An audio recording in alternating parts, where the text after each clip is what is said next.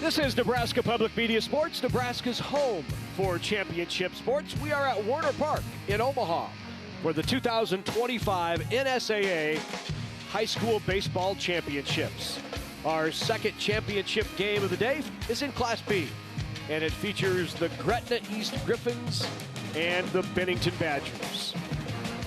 And hello again, everyone, and welcome inside, along with former Major Leaguer Brian Dunsing. I'm Larry Putney. Good to have you with us as we get set for championship number 2 of the day. And let's talk a little bit about the Griffins. They've got an outstanding shortstop in Nolan Green.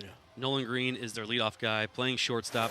They need him to get on base, run the bases, and get this offense going. Yeah, you see his average at .330, a couple of homers, and 19 RBI. He runs the show in that middle infield. Speaking of middle infield, there's another one for Bennington, outstanding player in Hunter Spencer. He's hitting .413. Yeah. He's there to ignite their offense. That's what he's going to try and do. If the Griffins can keep him off base, they have a chance. Well, it is a chilly one outside. Brian Dunsing refused to go down there, so we have Anna Bellinghausen patrolling the field. Anna. Guys, you don't have to tell me twice that I am the toughest broadcaster on this crew. Yeah, we're going with the elements tonight. 1 champion down, 2 more to crown. Let's take a look at our remaining schedule for the evening. Number 2 Bennington takes on Gretna East shortly, and then our coverage rounds out with number 1 Lincoln East and the underdogs Millard North. Where are these teams located? Well, Bennington is just a 30-minute drive north and a quick drive from Werner Park. Gretna East is basically in our backyard, a 12-minute ride away. Let's send it over to Heath Kramer, our PA announcer. Welcome to Werner Park for the 2025 NSAA Class B State Baseball Championships. The Nebraska School Activities Association congratulates Gretna East High School and Bennington High School on their athletic excellence and sportsmanship, and welcomes the teams, coaches, students, and families to the 2025 NSAA State Baseball Championships.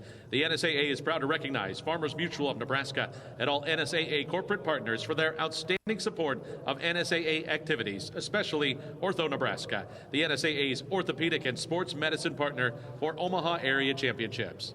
Fans, if you are able, please rise and remove your caps as we honor America with the singing of our national anthem. To perform the Star-Spangled Banner, we welcome Emily Fry, Lila Kruger, Connor King, and Brandon Groth from Norris High School under the direction of vocal music director Wes Hansmeyer. Oh, say, can you see by the dawn's early light what so proudly we hailed at the twilight's last gleaming, whose broad stripes and bright stars through the perilous fight o'er the ramparts we watched were so gallantly streaming, and the rocket's red glare, the bombs bursting in air, gave proof through the night that our flag was still there. Oh, say, does that star-spangled banner yet wave o'er the land of the free and the home of the brave?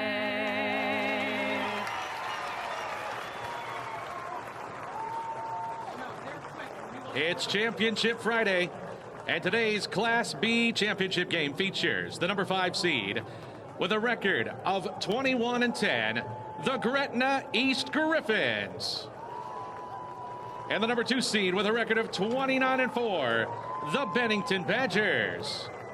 Ready to join the University of Nebraska's starting lineup? Email admissions@nebraska.edu today to find out how the University of Nebraska can help you be your best. It's time for today's University of Nebraska System introduction of the players and coaches and starting lineups. The University of Nebraska System is the official starting lineup partner of the NSAA. First, let's meet the players and coaches for the visiting team on the scoreboard. The Gretna East Griffins. Leading off, the shortstop, number 7, Nolan Green. Hitting second and playing second, number 5, Tyler Cox. Batting third, the catcher, number 10, Carson Herman. In the cleanup spot, the center fielder, number 6, Tanner Erdkamp. Hitting 5th and playing third base, number 9, Kason Brown. Hitting 6th, the left fielder, number 13, Chase Neneman. Batting 7th and playing right field, number 2, Colton Cool. Hitting 8th, the designated hitter, number 16, Kobe Modrell. Batting 9th, the first baseman, number 4, Colton Nicholson. On the mound today for the Griffins, number 23, Austin Copeland. The non-starters, number 1, Jensen Albers. Number 3, Trevor Cox. Number 8, Brody Zimmerman. Number 11, Easton Leahy. Number 12, Jacob Brown. Number 14, Carter Woodson. Number 18, Gavin Hoovermail. Number 19, Drew Barada. Number 20, Colton Silman. Number 21, Nolan Iverson. Number 22, William Richter. And number 27, Chad Rohrher. The assistant coaches for Gretna East are Matt Renshaw, Collier Butjin, Brian Paul, Greg Gosden, and Wes Hubka. The head coach for the Griffins is Daryl Everhart.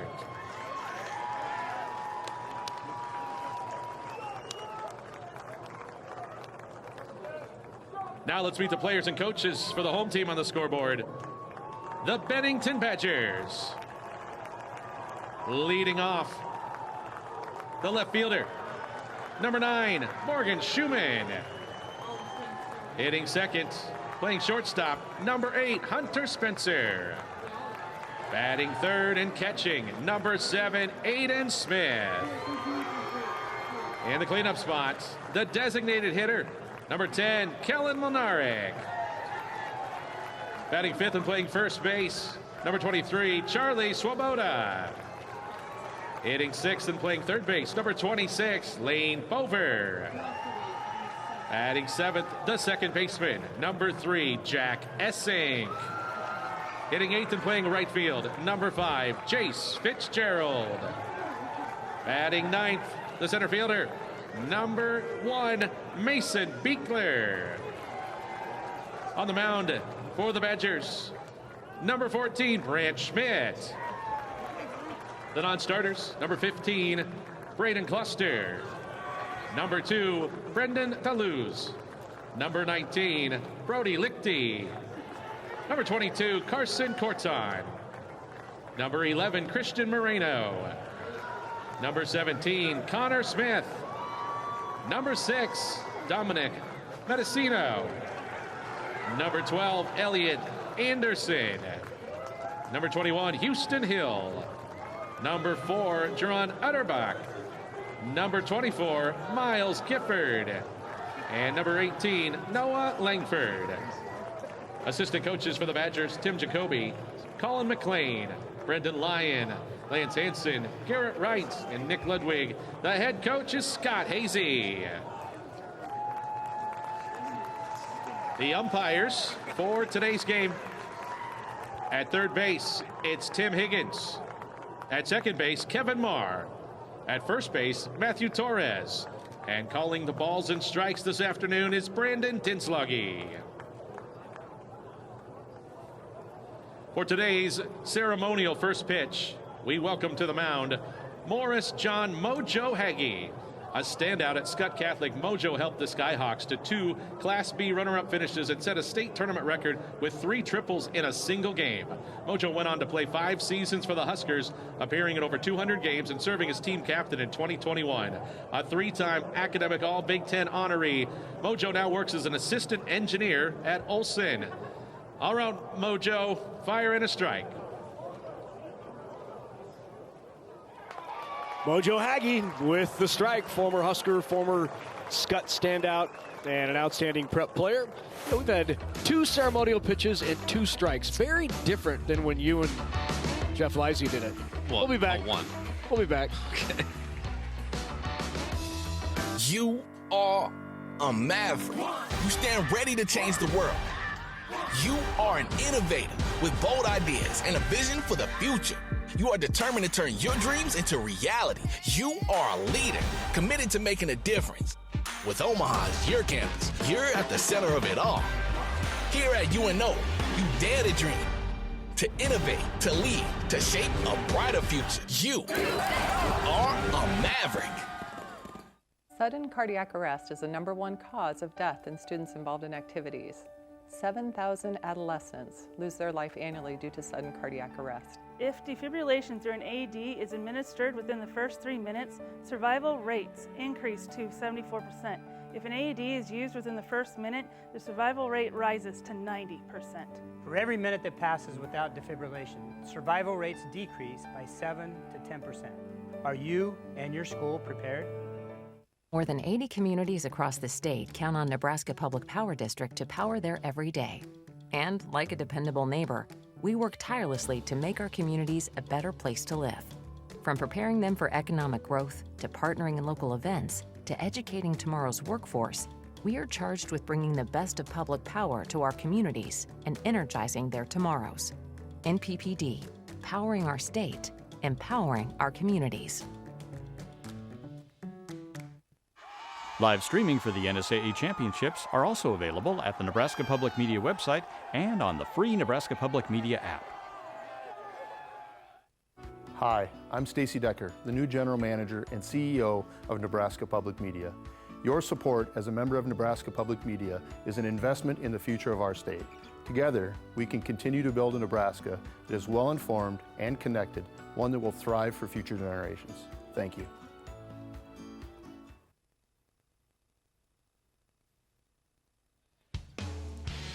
Coverage of the 2025 NSAA Baseball Championships on Nebraska Public Media is made possible in part by Nebraska Soybean Board, Education Quest Foundation, Nebraska Public Power District, Teammates Mentoring, and viewers like you who donate to Nebraska Public Media. Thank you. Here's a look at the Griffins of Gretna East. Back-to-back years they've made this state championship game. They lost last year to Norris.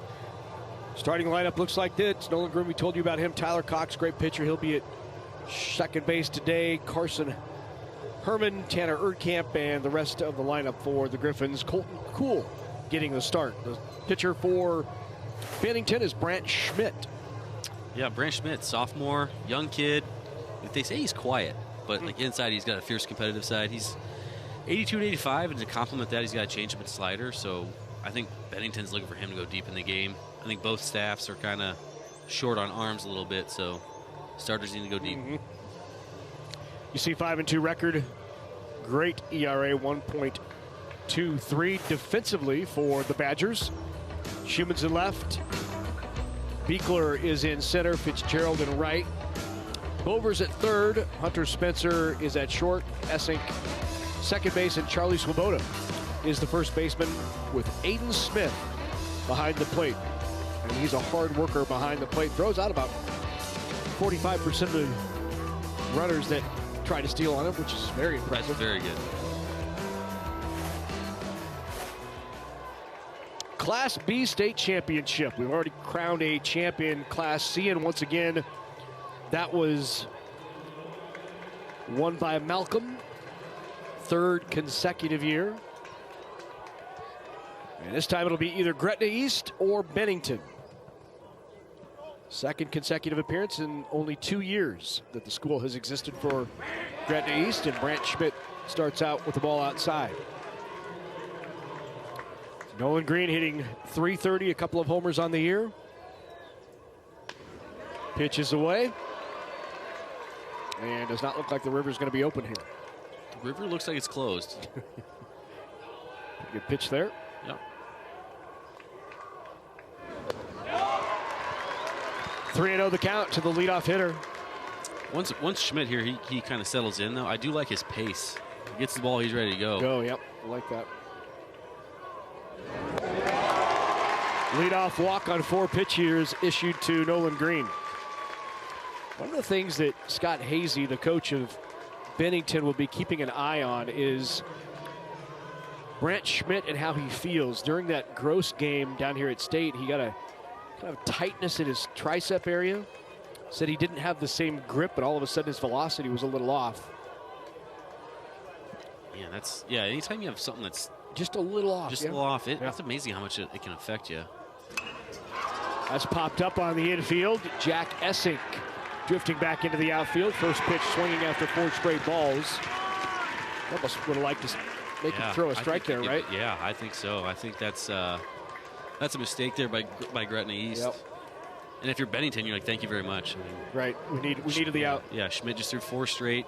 In all honesty, not very competitive pitches, but then fills up the zone, gets 1 pitch, 1 out. That could be a momentum shift in itself right then there. Absolutely it can. So Cox goes down, pops up to second base, brings up Carson Herman. Herman with good numbers on the year. He's the catcher. That popped up as well. Schumann comes in. Beekler is over. Schumann calls off everyone and takes it himself. 2 pitches and 2 outs after a 4-pitch walk to Nolan Green. Well, the Griffins are going to be aggressive. Yeah, I guess aggressive. That's the message. Yep, would agree. Which is okay, but you're kind of taught, you're swing the bat when you're ahead in the count. Like it's got to be a laser. You got to be way out in front or whatever it may be. It's got to be ball you can drive, not 2 pop-ups. Off speed is inside to Tanner Erdkamp. It's a 64-mile-an-hour changeup. Wow.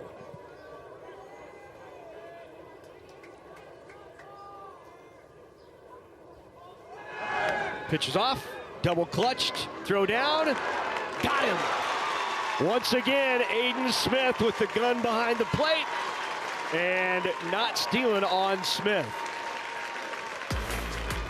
3 up, 3 down. Smith on target. Essink with the tag, and they're out of the inning. Imagine a future fueled by soy-based possibilities. A future where creativity and productivity live together under one roof. A future that takes you from point A to point B to point Z, all while ensuring brighter tomorrows for our next generation. A soy-based future? It's already here. Our mission at Teammates is to positively impact the world by inspiring students to reach their full potential through mentoring. Since 1991, Teammates has served more than 49,000 students across the Midwest, but there is still a waiting list for students to receive a mentor. All it takes is one trusting, caring adult to make a difference in a child's life. To join a team and be a mentor, visit teammates.org today.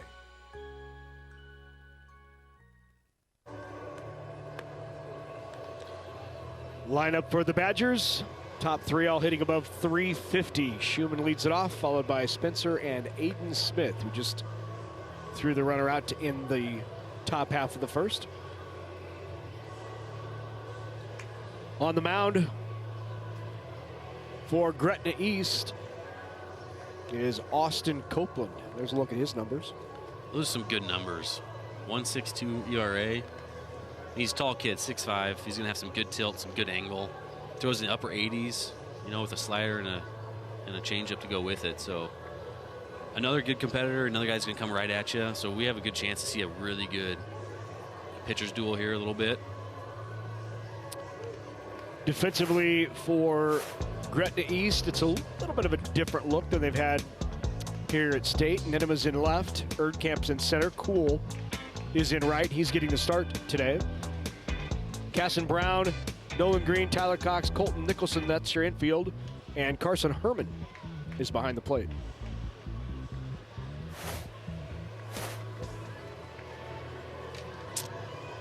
Well, quick top of the first. That went fast. Yeah. Got a little nervous on the 4-pitch walk and got right back into it.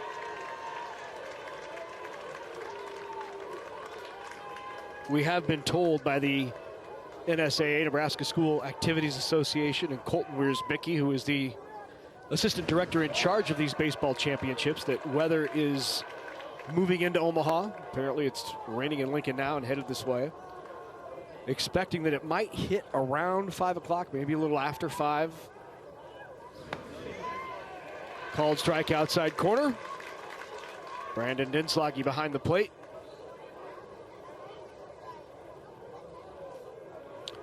Morgan Schumann leading it off, hitting .356. Lifts that into the air. Carson Herman is there for out number 1. With that wind today, wind's blowing in from right. Balls like that are going to hang up for a while, so you'll see the right fielder be a little shallow to start. Even in the first game, there were a couple that we thought were just blistered, and they just hung. They just hung up there. So defensively, like strategy-wise, I think you try and force a team to beat you out there first before you give up a little bloop hit or something. I know it says 6-mile-an-hour wind, but it's maybe a little more than that at elevation because those balls have been hanging up. It also said 64, and it feels like it's 30. Thank you, yeah. I was going to say 35. So. Oh, okay, yeah. My nose is running. I'm going to get a tissue for... Yeah, I need one.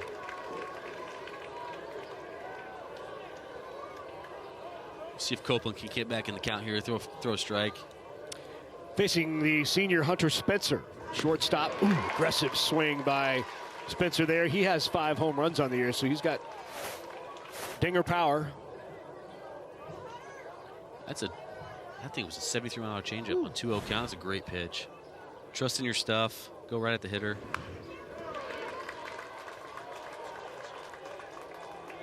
And just like that, he's evening it up.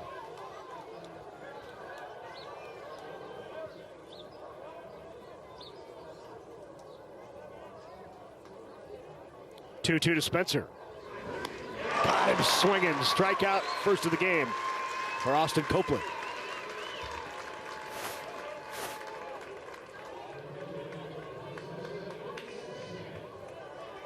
It's a great pitch, great location. Just out front. Took a lot off that pitch. So that'll bring up Aiden Smith. Aiden's hitting .367 on the year. Good pitch just off the corner. It looks like in that grip he throws like a little bit of a knuckle curve. One finger out, one tucked under. Yeah. That's down low.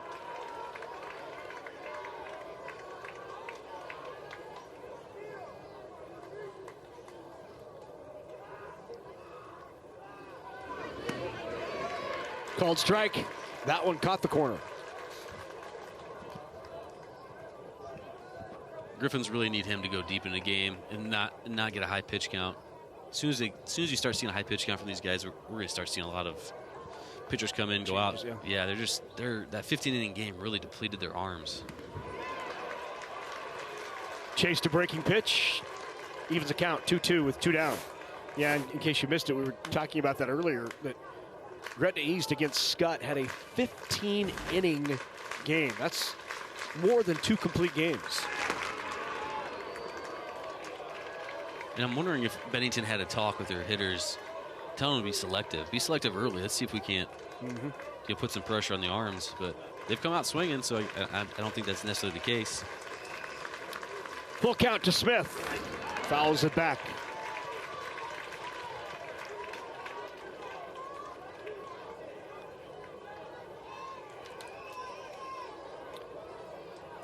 Gretna East comes in with a 21-10 record. Been on a bit of a winning streak as of late, though. Called strike 3, got him looking. 2 strikeouts for Copeland in the first. We head to the second. No score in the Class B championship between Gretna East and Bennington. Nebraska's pork industry includes over 1,100 pig farms, producing more than 7 million pigs annually, resulting in bacon, ribs, and chops on your dinner table. It's an industry supporting over 17,000 jobs with $6 billion in economic activity. This message brought to you by Nebraska pig farmers through their pork checkoff. Learn more at powerofpork.com.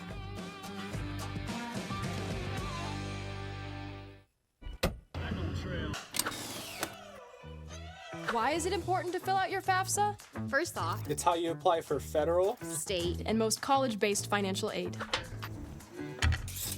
It's easier to fill out than you think. Start college on the right track. You don't have to pay for college on your own. Education Quest is here to help. For more information, go to educationquest.org.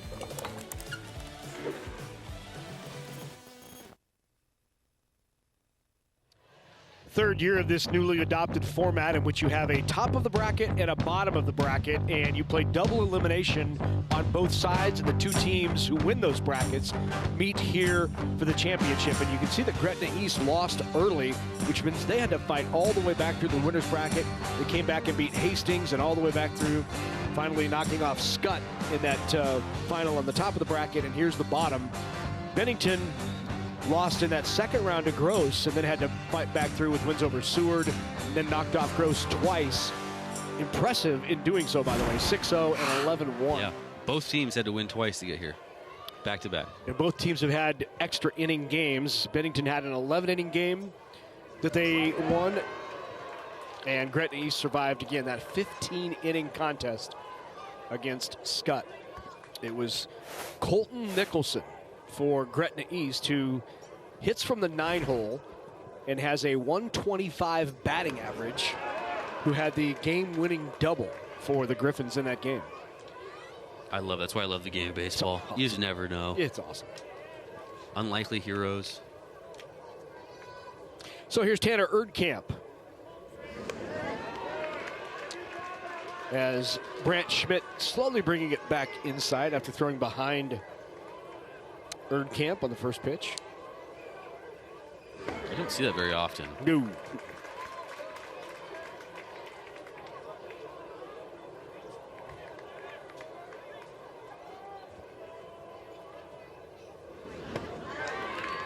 Called strike.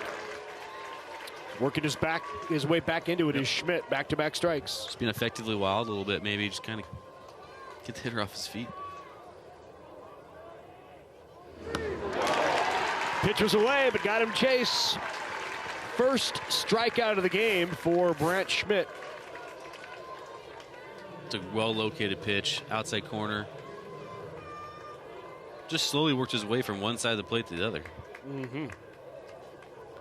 That's not fair as a hitter, too. You get a ball behind you, then he almost hit you again. Sort of changing then he paints. Sort of changing levels, but not changing sides. That's hit sharply, foul.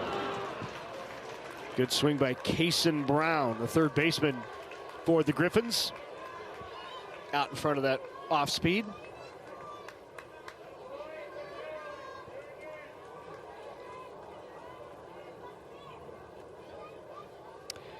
Nine ribbies on the year for Brown. That's hit sharply, but right at Bover in time.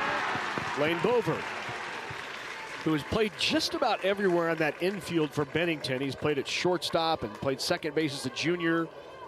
And he's been willing to move all over to help others find positions. He can field the entire infield, and kind of guy you like, right? Somebody who you can move around and find the right place for. And he's been a committed third baseman all year and done a great job over there for the Badgers. Players like that have so much value.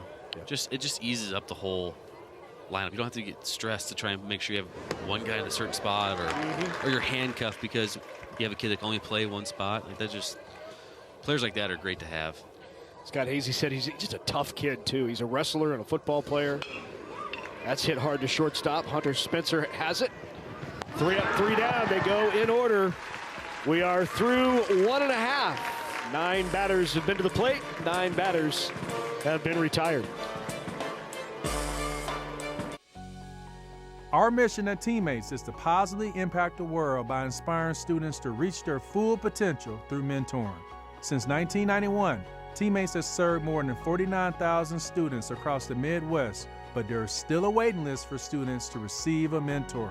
All it takes is one trusting, caring adult to make a difference in a child's life. To join a team and be a mentor, visit teammates.org today. Life can move at a pretty fast pace here in Nebraska. From lights on to lights out, there's no stopping our work ethic. That's why at Nebraska Public Power District, we take pride in keeping you going. Pride in knowing that your power grid keeps electricity reliable and ready for that exact moment when you need it. We take on the challenges 24/7 because electricity is the lifeblood of your day. and powering your day is what motivates us to do our very best. NPPD, powering our state, empowering your life. We head to the bottom of the second. Class B state championship. Bennington's back at the plate. Zeros across the board through 1.5. It is a chilly one. Blanket weather. It's odd that time of year. Winter coats, it is. Oh, did you grab one between games? I didn't. I had a corn dog. Is that lame? Yeah. I'm 42 and I had a corn dog. You had a corn dog. Yeah. That's all right. It tasted good. Well, that's good. That's hit sharply. First hit of the game for either team. Comes off the bat of Kellen Mulnerick. Mulnerick, the designated hitter. Leadoff runner aboard for the Badgers. Both teams coming out swinging. Both going to be aggressive, see if they can hit the ball.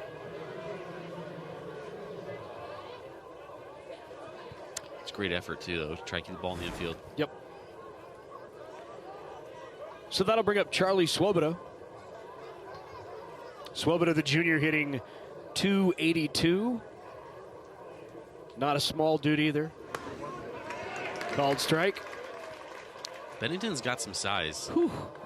Well, Mulnerick and Swoboda in the middle of that order, 4-5. And this is Swoboda, both starting offensive linemen on that Bennington football team that made the state championship. That's hit sharply. Double play opportunity. Nolan Green, Tyler Cox in time for the double play.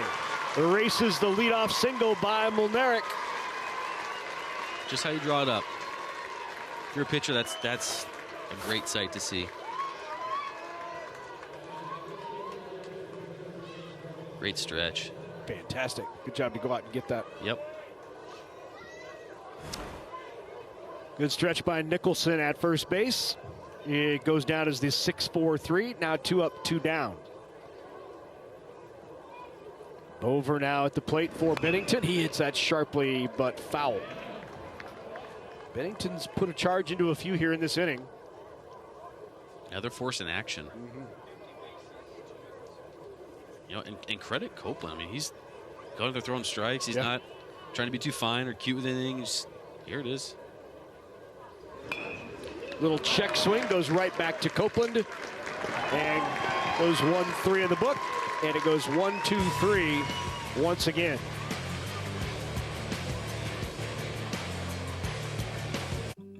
When we were thinking about how to make a gift in memory of our parents, Nebraska was so important to them.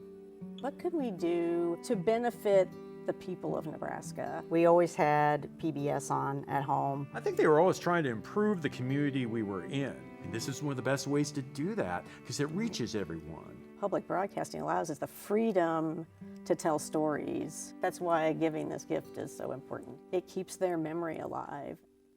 Meet the talented Tyrus Wong. I love to paint. Painting is very powerful. From his work as lead artist of Disney's beloved Bambi. To paint as many sketches I could set in the atmosphere. And many Warner Brothers hits. Wild Bunch, Harper with Paul Newman. To his ceramics, greeting cards, and kite building. I hope it flies. He was a Chinese immigrant who created his own century-long American dream. It was really a lot of fun. Join us for Tyrus on American Masters. Tuesday night at 8 Central on Nebraska Public Media.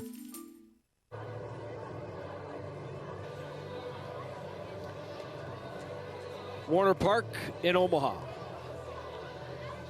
home of the Omaha Storm Chasers. We hope to be not chasing storms here later this afternoon. No scores. We head to the third. Bottom of the order for the Griffins. 7, 8, 9 coming to the plate. And a leadoff hit by pitch. Colton Kuhl, who gets the start. The sophomore is on base. It's happened a few times now for Schmidt. He just seems to be losing arm side early. Mechanically, I think that just feels like he's coming to the plate so fast. His arm is just dragging behind him. If he slows down a little bit, give yourself a little bit more time over the rubber, he'll be able to get up front, get more of the plate instead of his arm side so much. Kuhl creeping off first. Pitches away.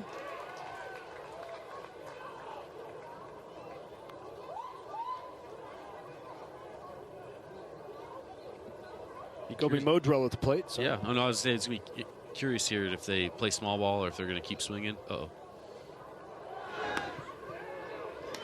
Stolen base.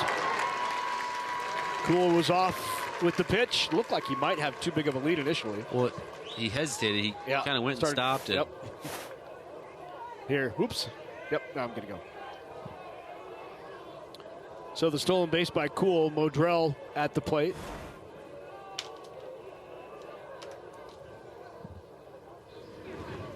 Down low.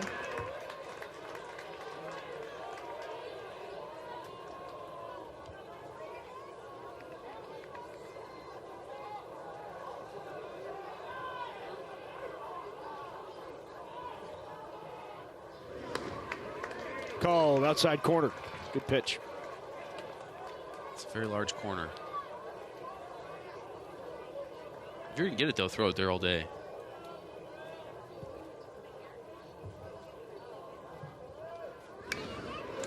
Fouled off by Modrell. Now full count. 3 balls, 2 strikes.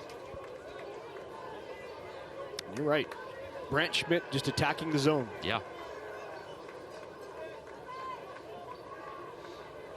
Modrell right here needs to try and do everything he can to shoot it to the right side of the field here. Move the runner up one more base. Had a great pitch to do it there. Yep.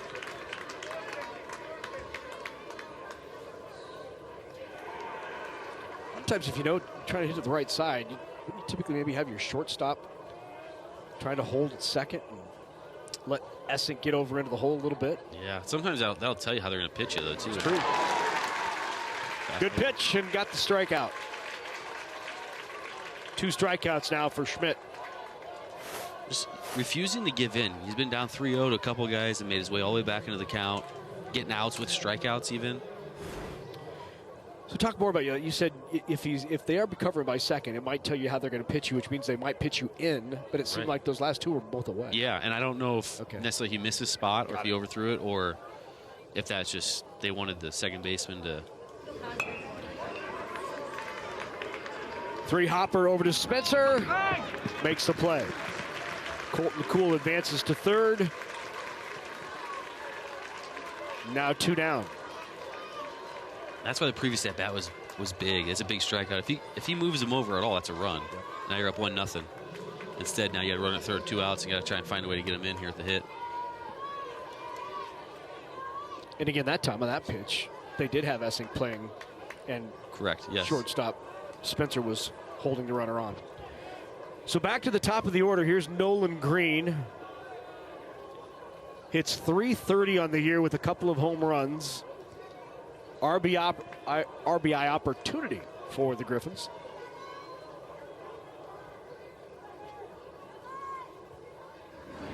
Good pitch, off speed, just frozen. It's 67 mile an hour, so slow. Yeah. Just a really good changeup. That is a change too. Yeah. You can see the grip. Just doesn't get there. Yeah.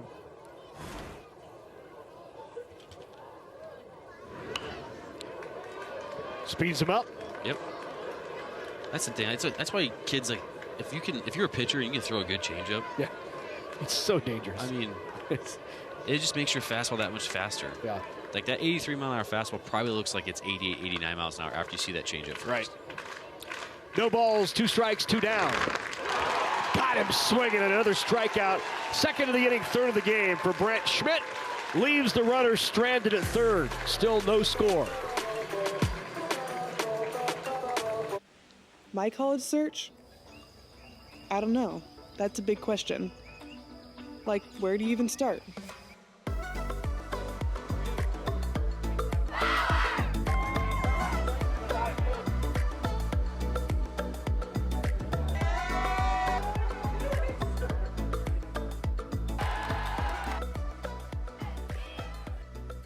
This is where I make my start. Did you know that the #1 reason officials quit is because of verbal abuse from parents and fans? We are losing officials, and we need everyone to respect the ref. Judges help students to find their voice and become lifelong supporters of the arts. Without these individuals, NSAA activities would not be possible. I cannot participate in the activities that I love without these officials and judges. So please, let the players play, let the coaches coach, let the officials officiate, and let the judges judge.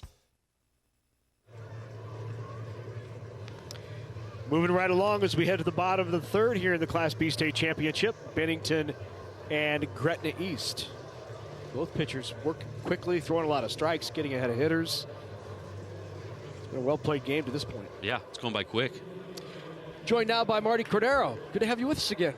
Larry, Brian, Pleasure. welcome back to Warner Park. It's been a great week of high school baseball, and we dodged some wind and weather and cold and storms, but our staff as well as the state have done a great job as they normally do.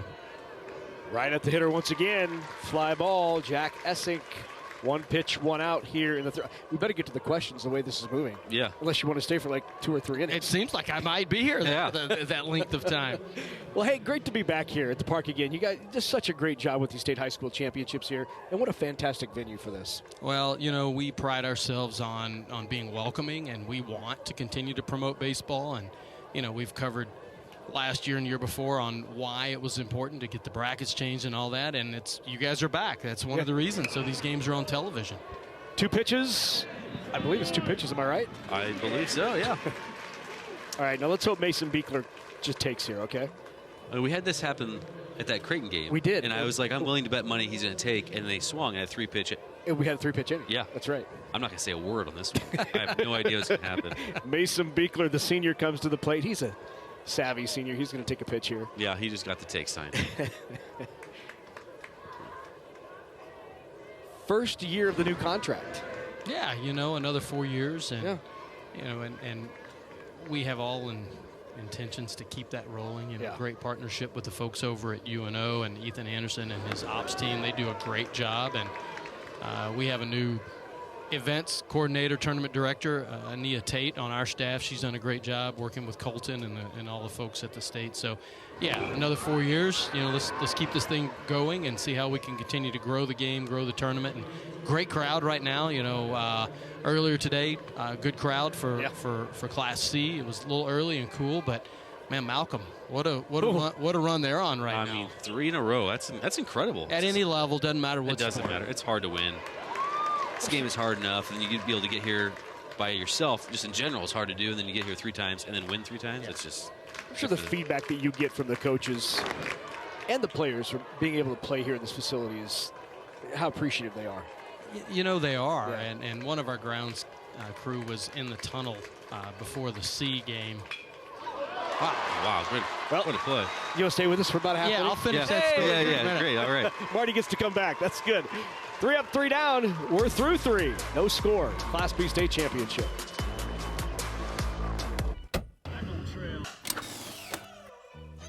Why is it important to fill out your FAFSA? First off, it's how you apply for federal, state, and most college-based financial aid. It's easier to fill out than you think. Start college on the right track. You don't have to pay for college on your own. Education Quest is here to help. For more information, go to educationquest.org. Have you ever driven past these fields without knowing the story they hold? Grown with care and harvested with precision, Nebraska soybeans are where technology meets tradition. Today, soybeans are key ingredients in our food, our transportation, and products around our homes. And tomorrow, the possibilities are endless. So, the next time you pass these fields, remember the power packed into every pod.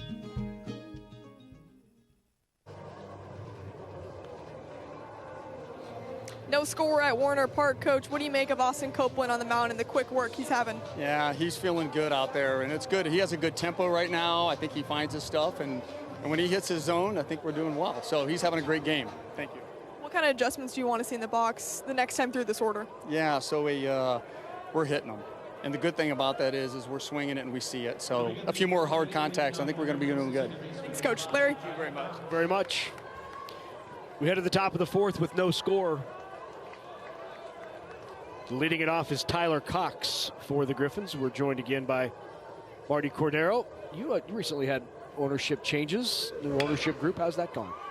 It's going. It's interesting working with 2 different groups at the same time. That arrangement will continue from a soccer perspective through this year. Okay. And a lot happening, a lot of good things happening. You know, we're excited for what is going on with Union Omaha, and hopefully, you know, in the next couple of months we'll be able to talk about that publicly. But on the baseball side, Diamond Baseball Holdings has acquired 43 clubs. We were the 36th, and that was in the fall. Wow. So they're moving. Oh, yeah. They're moving rapidly, and they really believe in the power of minor league baseball and what it is in communities and what it can be from a special events like this tournament. That's hit well to the left and is down for a base hit. So Tyler Cox with a leadoff single for the Griffins. So yeah, it's been interesting being part of a larger conglomerate, but a lot of tools, a lot of supports at a level above us, and yeah, we'll continue forward, and we're doing a lot of the same things though, guys. You know, it's still local, it's still community, and we'll continue to do that. I was going to say, whenever you have, you know, a group like that has multiple ownership pieces, it's typically a system, a process, but it counts for, you hope, the local flavor, the culture that you've built here to continue to support that culture of Omaha baseball. And so far they have. Yeah, they really have. But when you go into that, there's a little anxiety. Okay, do they really mean what they say? And they've made no changes at any of their clubs from a leadership perspective. There have been a couple of GMs that have moved on to other roles. One of our colleagues moved to the Braves, and, you know, a couple of different spots. But for the most part, you know, it's been business as usual here. But believe me, there have been a lot of changes behind the scenes and with systems and softwares, and hopefully we're going to be, you know, more efficient and smarter as we move forward as a business organization. Well, and those are the benefits, right, of having multiple franchises and kind of a learning from each and having one system and approach. Yeah. That's exactly right, and at a variety of levels. And, you know, and what they've been doing is trying to grow through markets that have been stable for many years, that have leadership that's been 10+ years, as well as opportunity for, again, keep coming back to special events. You got a big name moving up next week, right? They're going to be. Why don't you talk about that and how excited you guys are to have Jack Caglione. Caglione, He hit his first AAA homer last night in Salt Lake, and he'll be here starting on Tuesday night. And Royals' top prospect, and, you know, wherever you find him, he's in the top 25 in baseball prospects. Goes off the glove of Spencer at short. Scrambling to get back is Tyler Cox. Back-to-back singles to open up the top of the fourth for the Griffins. But the Royals obviously have started well this year. Yeah. And you know, a lot more talent to come through the system. So it isn't just about Jack, but I tell you, having him start on Tuesday night, May 27th, we're excited to have him this early in the year. Yeah. Twins, White Sox, Royals. What a division right now. Best division in baseball. And it's fun to watch. It is. It's changed. I mean, you know, from your playing days. I mean, it really has changed, and it's good for baseball. And you know, there's a lot of talk coming up in the next 2 years with the bargaining, you know, collective bargaining, and what's going to happen with, you know, that extension, and do we need a salary cap or not? But great bunt there by Erdkamp. They'll get the out at first, but a nice sacrifice advances two into scoring position. That's a fantastic bunt. Yes, it is. Now you got two runners in scoring position after the first two hits of the game for the Griffins, and they're knocking on the door just like that. One more look at it. Just well placed. Good job by Aiden Smith to get out there, call it off right away. Wasn't too far out. He's heading to it. Obviously his play. So one out, two in scoring position here for the Griffins. First real threat of the game for either team.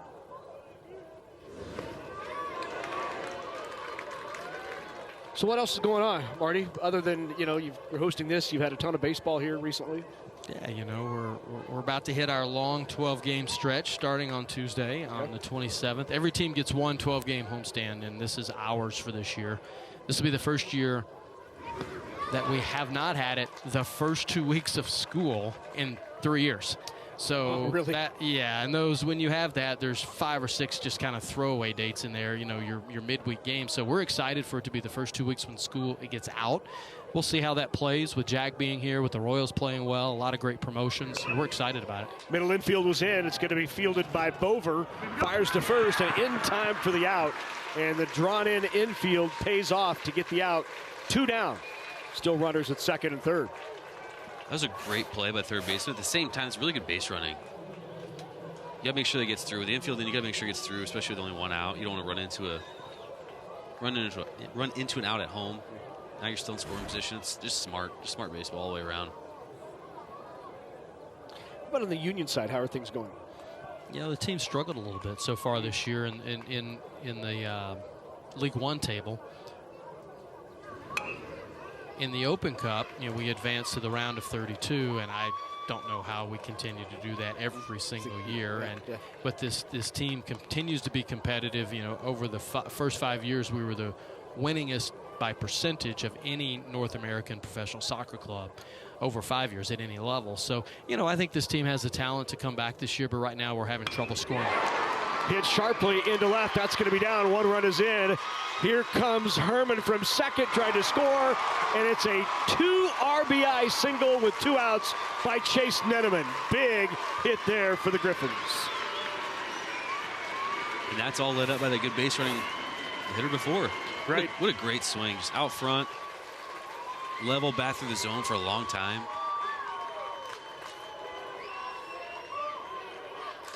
It's kind of nice sitting up here with you guys actually watching baseball. I don't. This isn't what I normally get to do. I'm normally in the parking lot or dealing with a cold hot dog, or hopefully not, but that does happen. And and this is baseball's played here. This is kind of cool.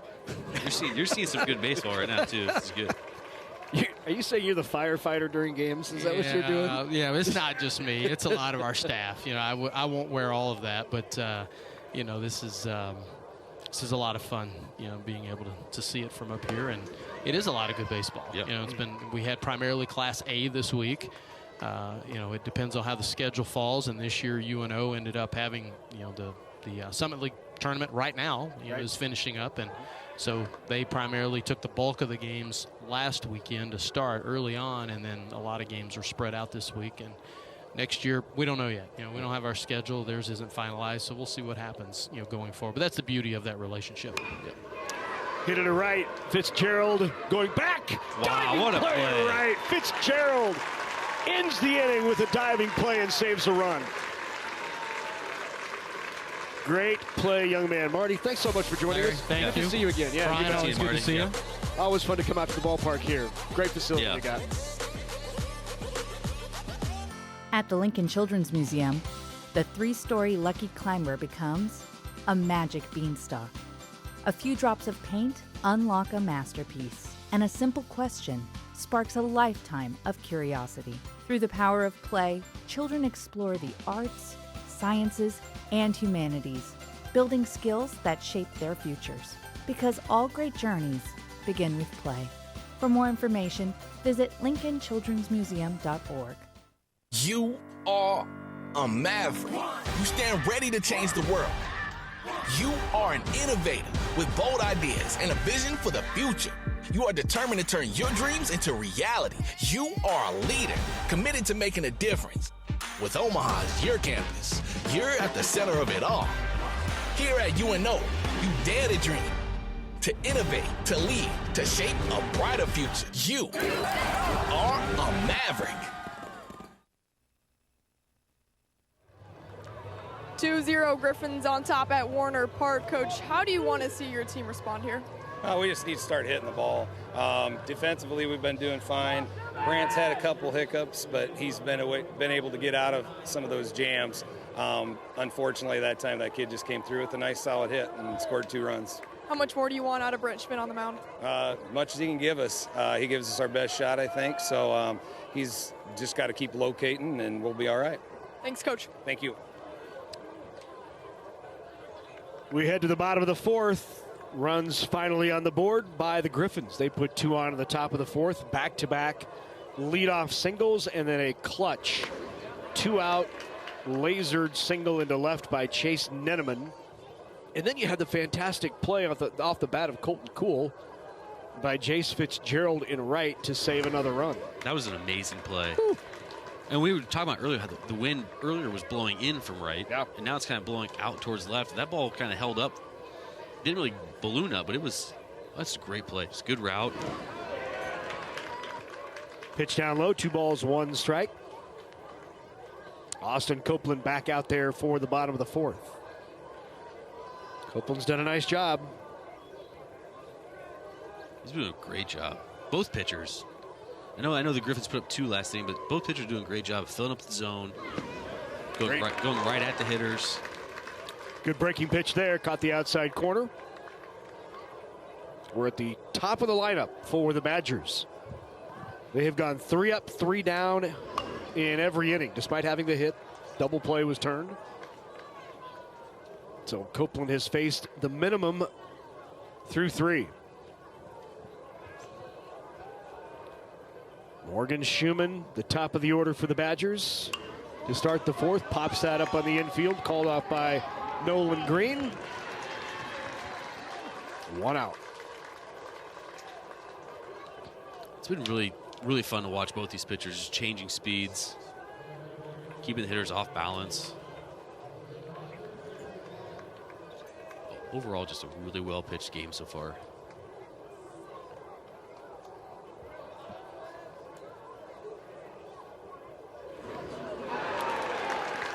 Copeland hits Hunter Spencer.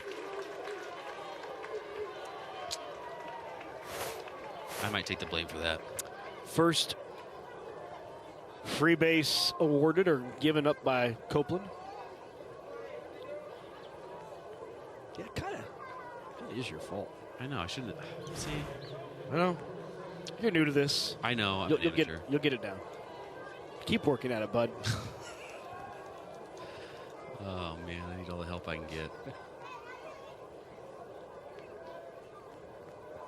You know what you say to your son when he's out there taking ground balls? Keep working at it, bud. Come on. You got it. Yeah. It's hit well, but right at Tanner Erdkamp, who reels it in for out number 2.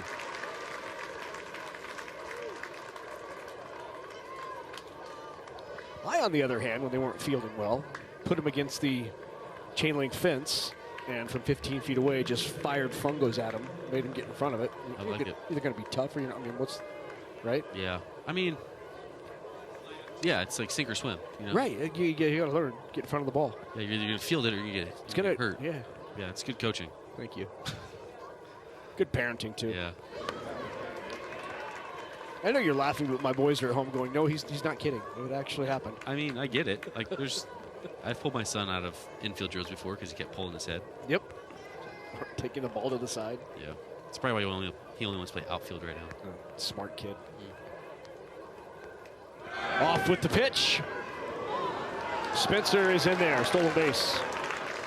So after the hit by pitch and a stolen base, Badgers with a runner in scoring position for the first time in the game.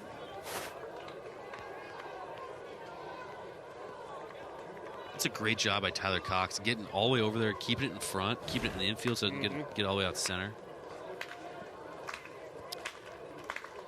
So Kellen Molnaric, who had a single in the 2nd, now an opportunity to drive in a run. Pitch down and away, 1 ball, 2 strikes. 2 down here in the inning. Griffins came through with the big single to score 2. Can the Badgers get a timely hit as well?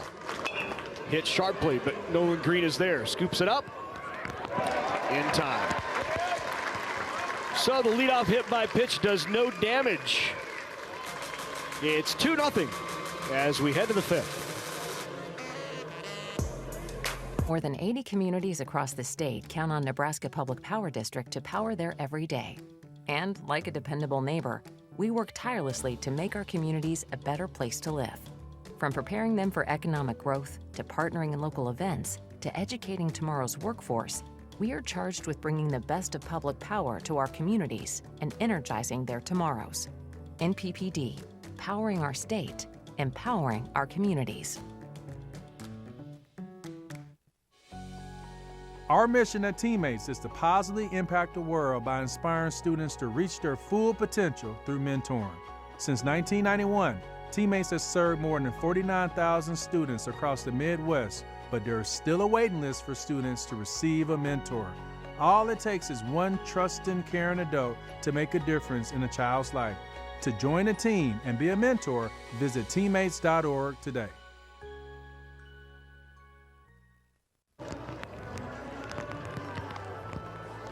Well, we move to the 5th here in this state championship game between Gretna East and Bennington. The rain continues to pick up and come down a little heavier now.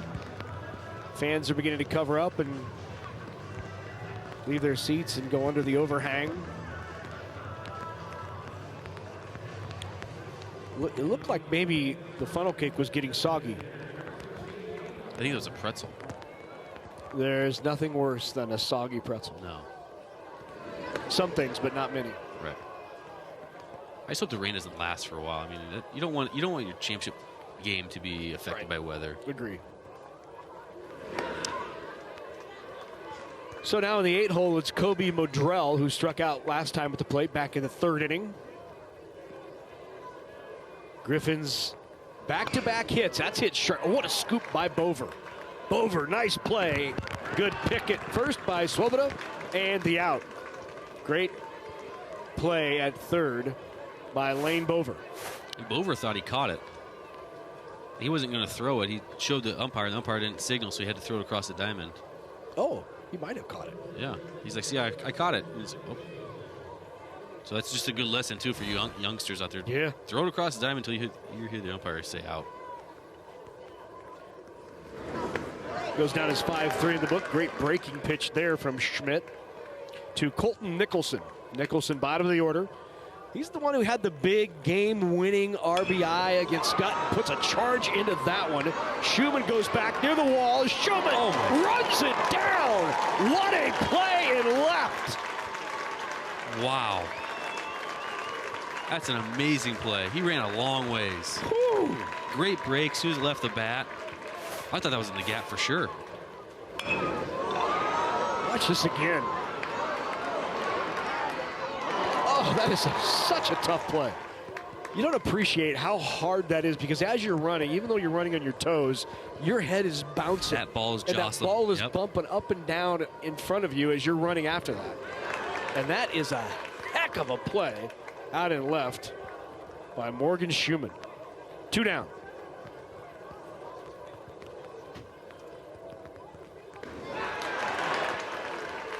Plays like that can get your offense going. Whew, no doubt. It's a great changeup right here. Way out in front. Wow. Changeup again, but it gets by Smith, and we're going to have a strikeout, and he'll reach on the pass ball.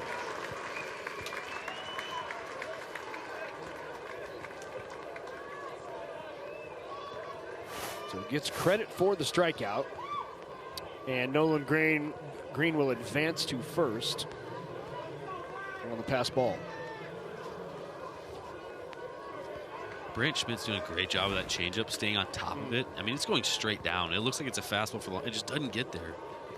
And these Griffins are way out in front of that pitch. Tyler Cox now back at the plate. Cox started out last inning with the single, would later come around to score on the 2 RBI single by Chase Neneman.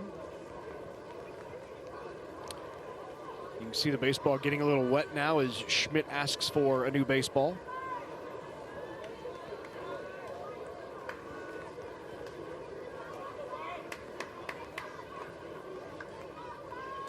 What did you do to mitigate the wet ball when you were pitching in the rain? I actually held it in my glove. Try not to let the rain actually hit it. Yep. But the problem was your hand was still getting wet. Yeah. So it just you gotta kind of deal with it. Caught him leaning. Better throw might have had him at first. Nolan Green was going there. It's amazing what not being able to grip a baseball can do. One, to your mentality. You stop throwing things with conviction. The spin goes away because you can't grip it as hard and spin it like you want to. But at the same time, though, if you can't grip it right, different muscles, you're using different muscles to try and find a way to have basically squeeze it. Yeah. And then you can't release exactly the same way. And next thing you know, like the next day, you're going to be like sore at spots you're not normally sore at. Huh.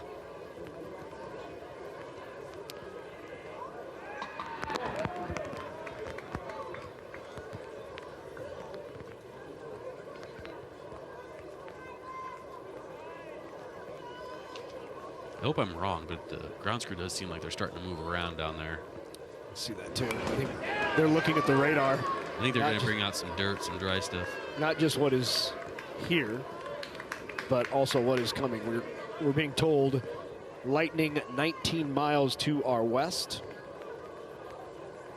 That's pretty close. And headed this way. Yep, and there's the quick dry, which is being ready to be distributed in some of the damp spots in the field. Nolan Green is off with the pitch, fouled back by Tyler Cox.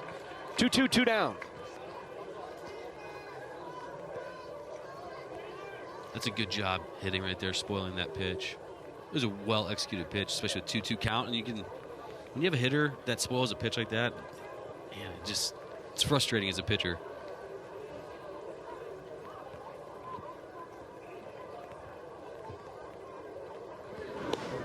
Pitch is away, full count now, 2 down, and Nolan Green will be moving with the pitch.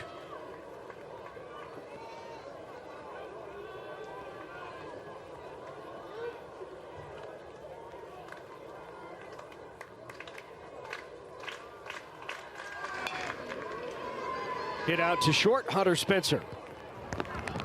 And picked out once again at first by Charlie Swoboda for out number 3. No runs in the top of the 5th. We head to the bottom half. Griffins with the 2-0 lead. Finding your story starts at a place where possibilities align with potential. Chadron State College, where adventures lead to accomplishments, where opportunities connect to engagement. With a wide range of undergraduate and graduate programs, plus thousands of friends, CSC has everything you need to find your story. To get started and schedule your visit, csc.edu. Why is it important to fill out your FAFSA? First off, It's how you apply for federal, state, And most college-based financial aid. it's easier to fill out than you think. Start college on the right track. You don't have to pay for college on your own. Education Quest is here to help. For more information, go to educationquest.org.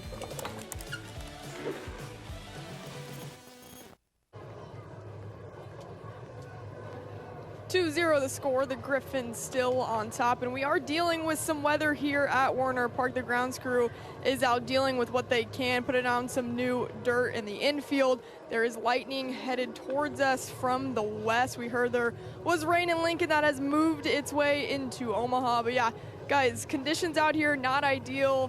We've seen it affect the pitchers already so far, but Brian, I'd be interested your perspective of pitching in this weather and what these guys need to do to remain consistent. That's a really good question. It's not easy. It's not easy to throw, and especially when the ball's wet. You're doing everything you can to keep it dry, but at the same time, you're out there. Your hand's getting wet, your gloves getting wet, your jersey's wet, so you can't even dry your hand off on your pants. It's just tough. And on top of it, when you got the mounds wet, you're slipping and sliding. You're going to shorten your stride. You're going to do all this. It's hard. It's not easy. Thank you, Anna. Appreciate the report. Interesting how Anna did the weather report about how the weather's getting bad. It's raining from inside. She's in here somewhere. She's not out in the rain, right? I'm not going to comment on that, Larry. Because we're in here? Yeah, because we're like it. Yeah. Did you find at least a good dugout spot, Anna, so you're not out in the weather? I hope you found. Yeah. Okay. The Griffins have welcomed me into their dugout, so I'm hanging out. I'm hanging out in here with these guys. Smart. Back in the days when state high school football was played in the snow and the rain, the sleet, I was doing the sidelines. I would just do the report from inside. That's smart. Why would you subject yourself? I mean, I can see what it's like out there without being out there. Yeah, you can watch what the guys are doing. Yeah, it's slick out there. It's pretty. Ooh, it looks wet. Yeah. I think it's cold. I can see their breath. It must be cold. Yeah. No, hopefully, like I said, hopefully this doesn't last. Hopefully this is all it is. Or if there has to be a delay, hopefully it's a short one. We've been very fortunate the last 2 years with amazing weather. Well, it was a big fourth inning for the Griffins. Let's take a look back. It would lead off back-to-back singles for the Griffins and put runners after a sack at second and third, and that was a big hit by Chase Neneman to score 2.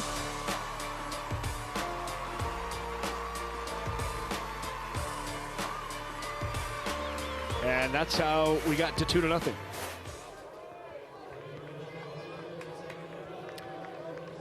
So here we go now in the bottom of the 5th inning.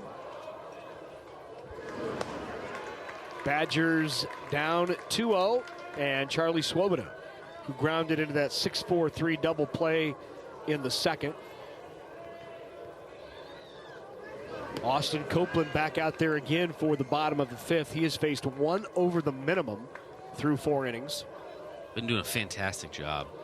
And the first pitch breaking ball, so like that one spun a little bit, but like the weather doesn't seem to be affecting him very much quite yet. So, and that's the other thing too. Mm-hmm. I know we talk about the way it feels in your hands, but mentally, like it's easy to start making excuses. If you make a bad pitch, oh, it's wet, it's wet, it's wet. Instead of just dealing with it, both teams got to do it. Yeah, just grind and do the best you can. Yep.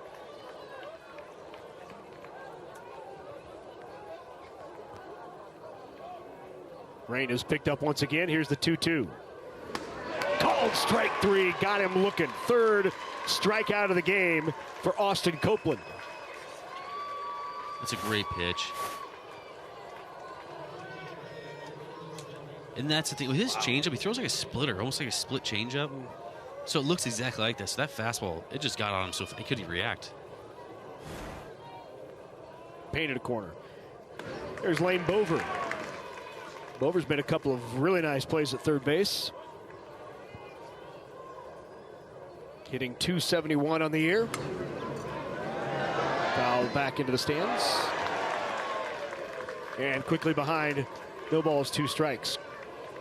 Copeland just continues to throw strikes.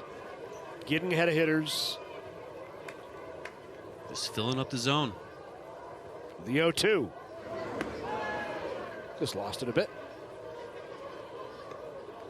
It was going to be one of the first 12-6 curves we've seen. He just left it up a bit. Yeah, just didn't want to break. That is hit well, but high into the air. Chase Nenneman drifts back, still drifting back. Nenneman grabs it as he drifts into the warning track on a long hit by Lane Bover for out number 2. Was camped on it for a while. I think that wind just grabbed it just enough. Kept pushing it.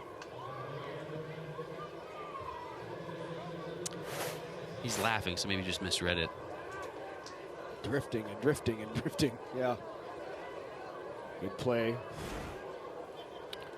by Nenneman, who also had that big single in the 4th inning to plate Tyler Cox and Carson Herman. Or the runner who was running for Carson Herman, who was Carter Woodson.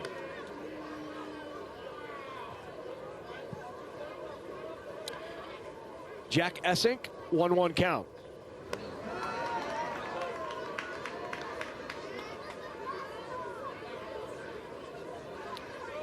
Essink, one of those guys on this Badgers team who has just kind of waited his turn over his 4 years of his career.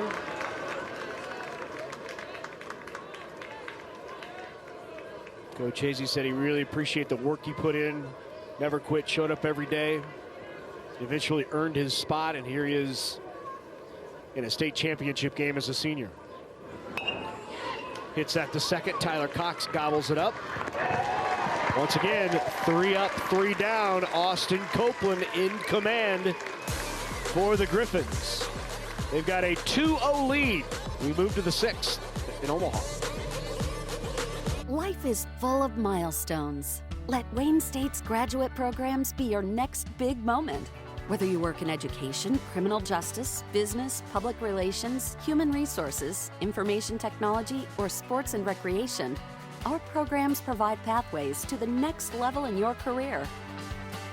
Flexible and online, a Wayne State graduate degree helps you write that next big chapter in your life without having to put your life on hold. Our mission at Teammates is to positively impact the world by inspiring students to reach their full potential through mentoring. Since 1991, Teammates has served more than 49,000 students across the Midwest, but there is still a waiting list for students to receive a mentor. All it takes is one trusting, caring adult to make a difference in a child's life. To join a team and be a mentor, visit teammates.org today.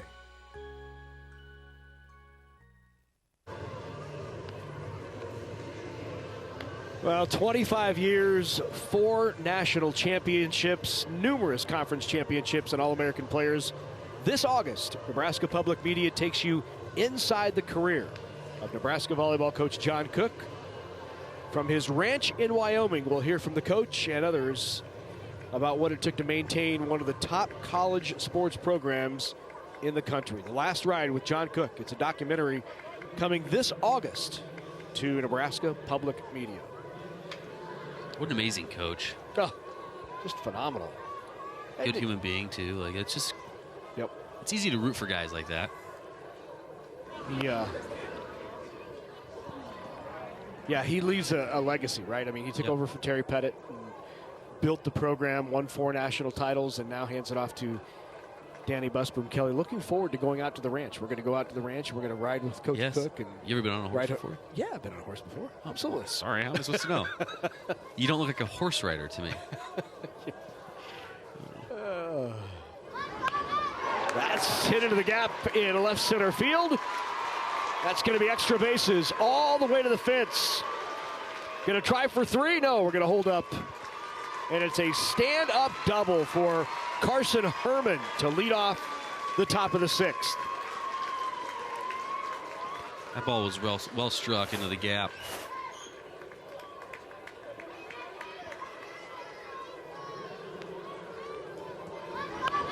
This ball left over the middle of the plate. Herman did his job.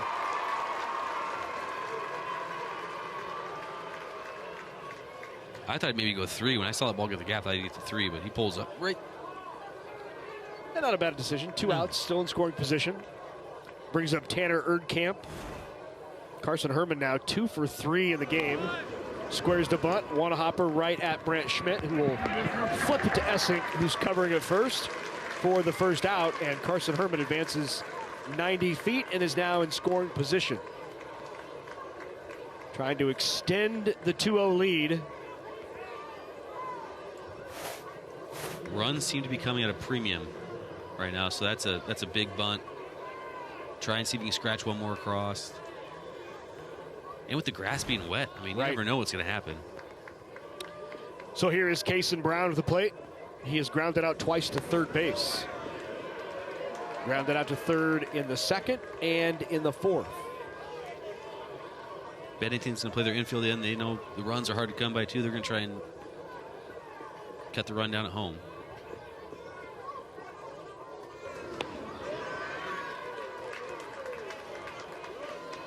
So Schmidt right now, you're going to see a lot of breaking balls. You see change-ups, stuff that's going down. So if a hitter does put it in play, it goes into the ground. He's trying to get the ground ball. It does. He picks it up. Schmidt fires to first. 2 down. That's what he needed right there, a ground ball, and got Kason Brown to ground out to him. It's a big pitch. Now, you got to make sure you keep mentally focused. Now, don't let up.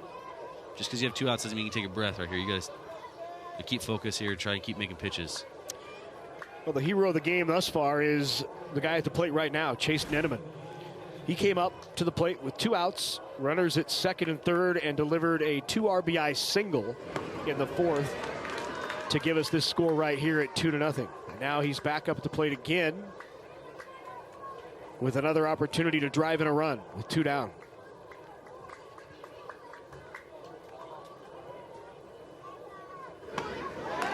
Tried to hold it, called strike.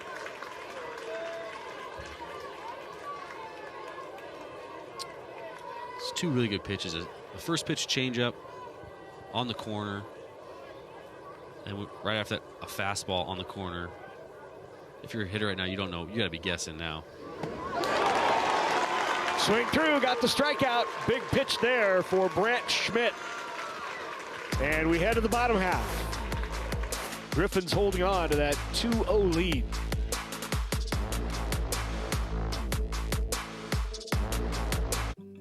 When we were thinking about how to make a gift in memory of our parents, Nebraska was so important to them. What could we do to benefit the people of Nebraska. We always had PBS on at home. I think they were always trying to improve the community we were in. And this is one of the best ways to do that because it reaches everyone. Public broadcasting allows us the freedom to tell stories. That's why giving this gift is so important. It keeps their memory alive.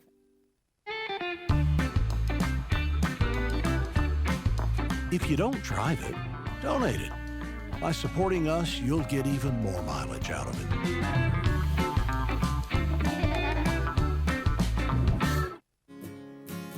This is Nebraska Public Media.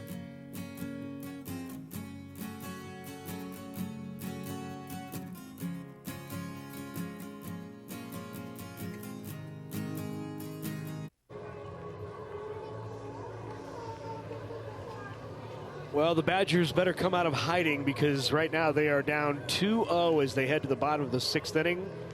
Trying to get right back into it. Only one hit in the game off of Austin Copeland. And that hit came back in the 2nd inning to lead it off and was quickly retired on a 6-4-3 double play. No real threats in the game have come from Bennington. Got a hit by a pitch in the 4th inning. A stolen base to advance a runner into scoring position, but then had a fly out and a ground out to end that threat. So we begin on the 8th hole. Jace Fitzgerald will start it off.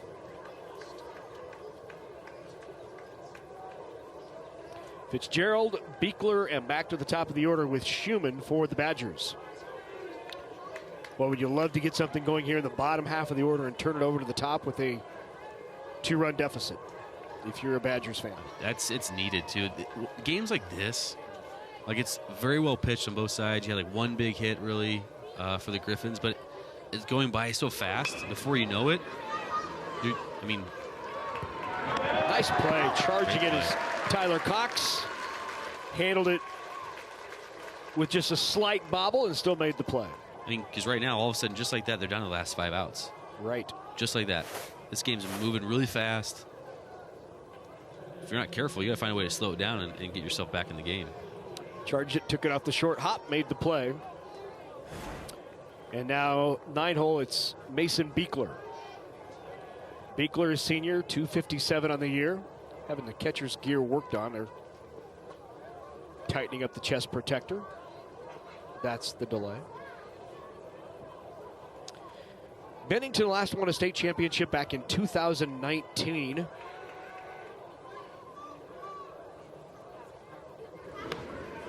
A little upstairs. Let's go down to the field to Anna Bellinghausen. Yeah, Larry, you bring up that 2019 championship for Bennington, and that year they rallied around Kyler Essing's mom, who's also the brother of Jack here, who just made the varsity team this season. She passed away in 2021 due to stomach cancer, but the team, you can still see them wearing purple wrist wrap to honor her, so it means a little bit more to the Badgers. Yeah, Carrie tragically passed away at 44 years old back in 2020. Big part of this Bennington community and a constant focus during that 2019 season when they won the state championship.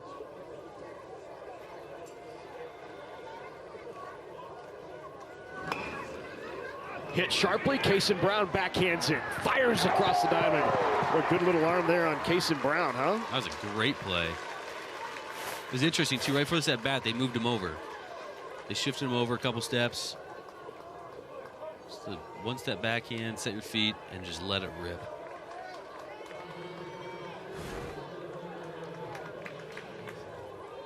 It's a great play. Handles the hot corner pretty well. 2 up, 2 down. Morgan Schumann now. Called strike outside corner.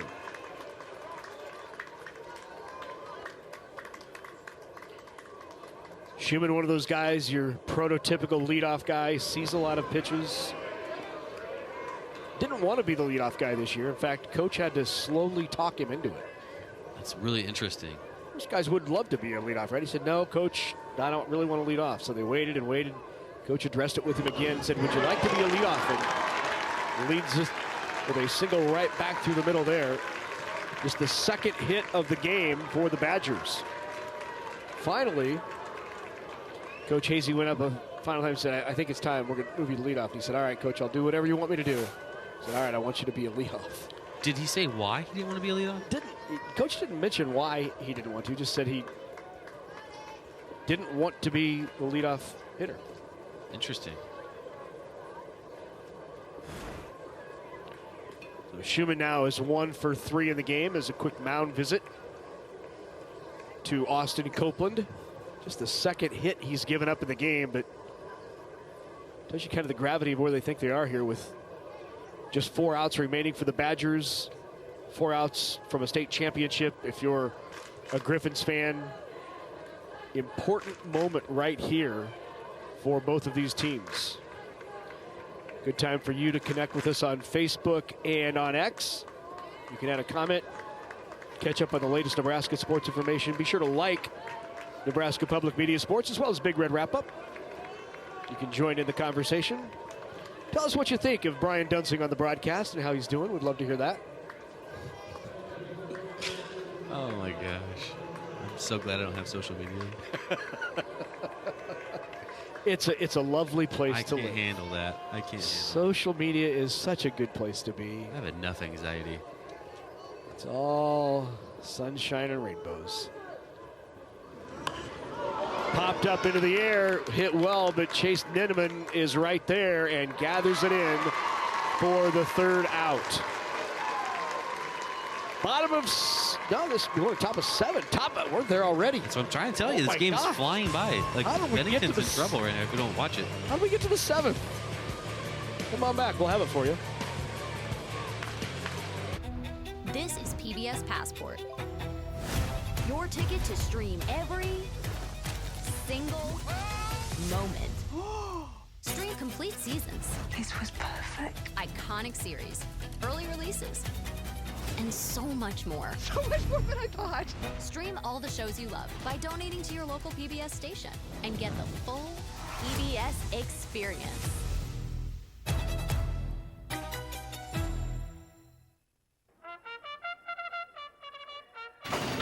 They're off. It's the feeling and the sound and the atmosphere and people around you cheering and people around you happy and people around you devastated because their horse lost. It was just a scene. Omaha's Exarban racetrack flourished for generations until it fell. What happened? Hear the story on Once Again, a new podcast from Nebraska Public Media. Listen wherever you get your podcasts.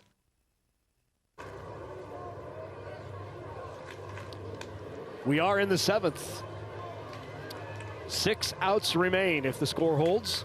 Griffins on top 2-0. They've out-hit the Badgers 4-2.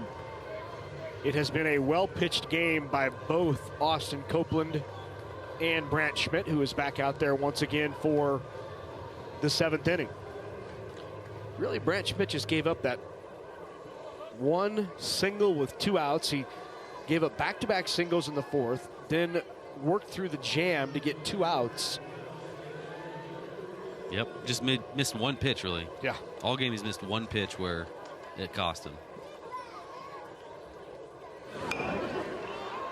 Popped up first base side into foul territory, giving chases Aiden Smith. What a play.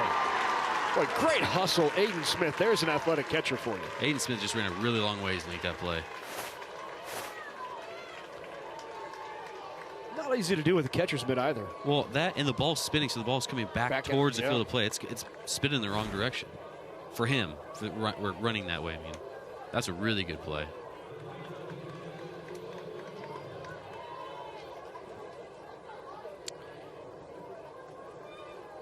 Kobe Modrell now at the plate. He's hitting in the 8-hole, 0 for 2. Struck out and grounded out to third base.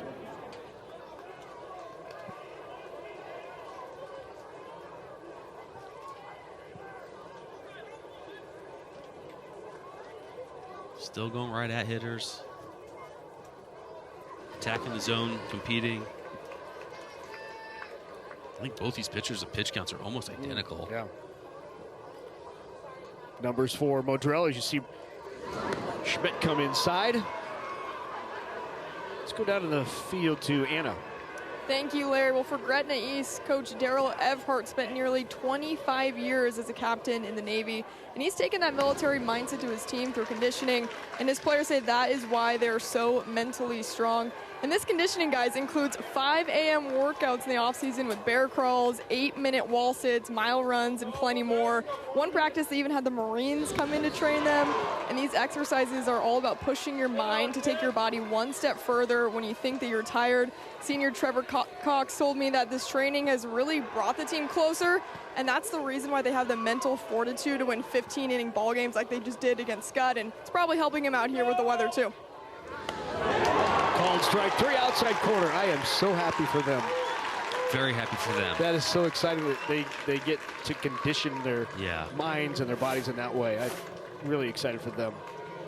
I'm just ecstatic for them. Backward K of the book, 2 down.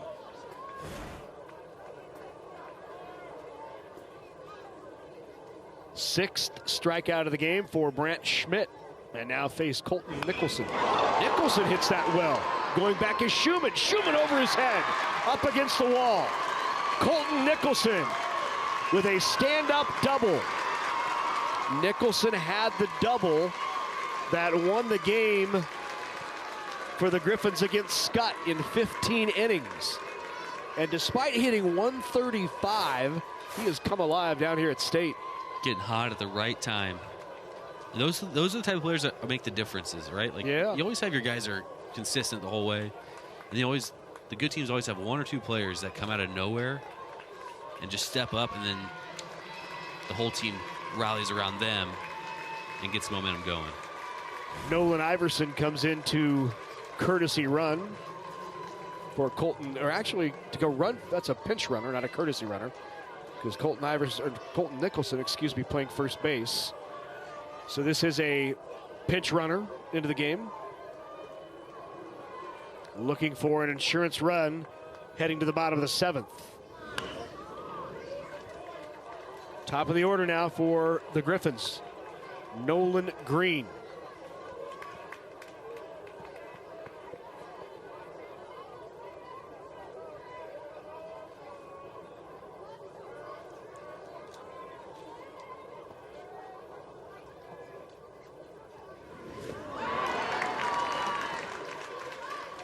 Great pitch, good changeup.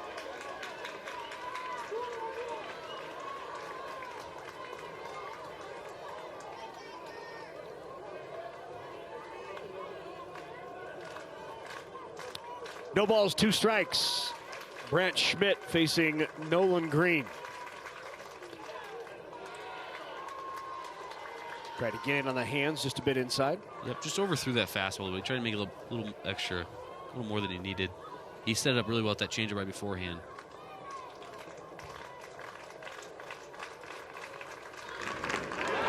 Breaking pitch just off the plate. That's a tough pitch to lay off right there.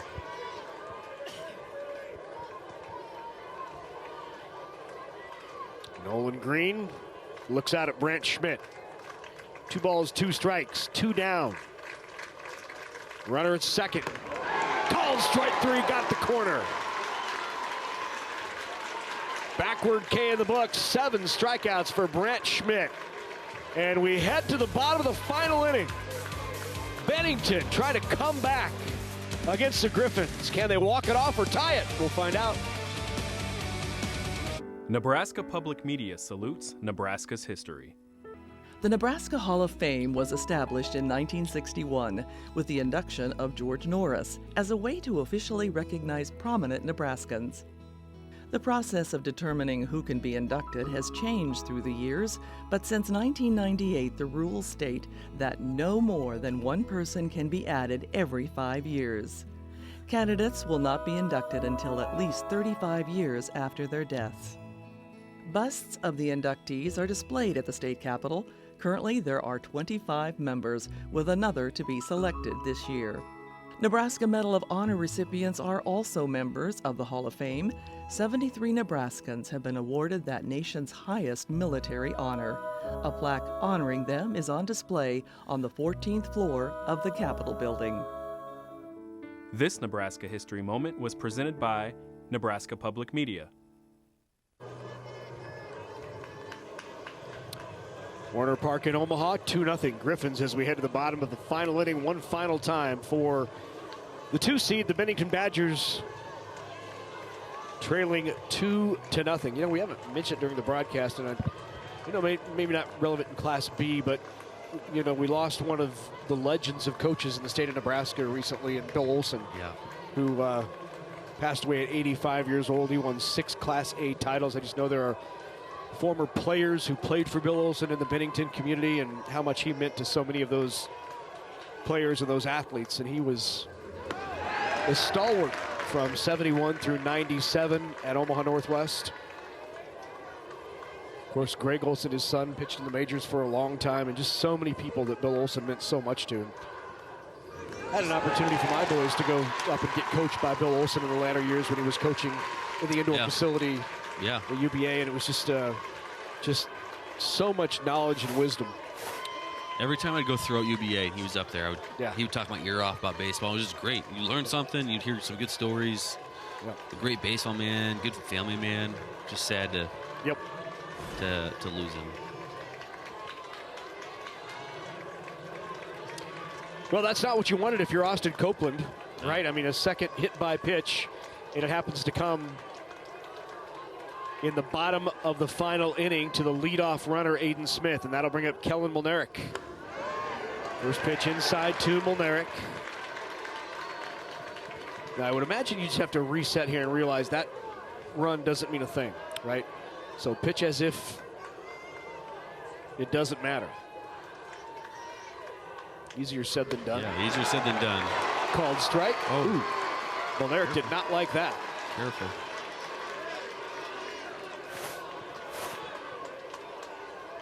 Mulnerick thought it was up. It was. Yeah, it was a little up. Yeah, it was a. Can't show emotion like that, though. That could hurt you later. Right, absolutely.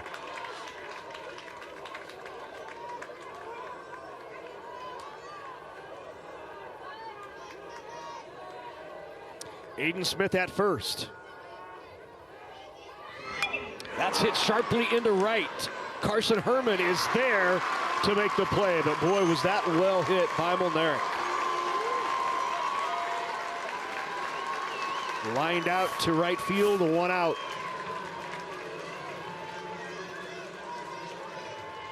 And the Griffins are 1 pitch away.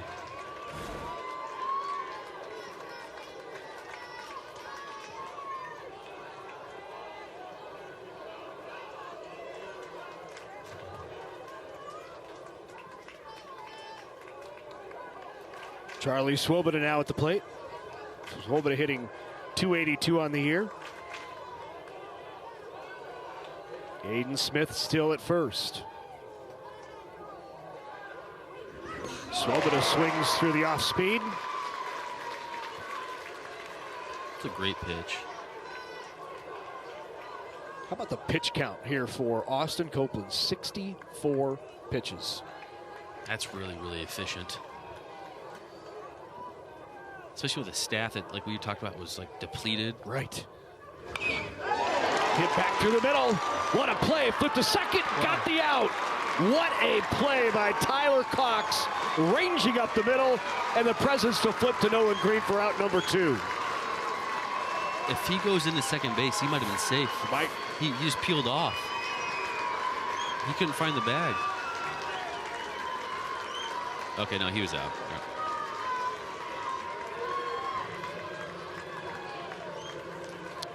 Well hit ball. Just.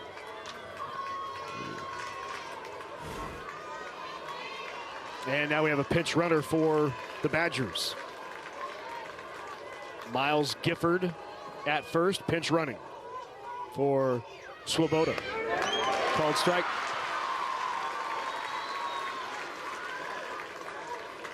So Swoboda reaches by fielder's choice. Miles Gifford now at first. Lane Bover, the last remaining hope for the Badgers.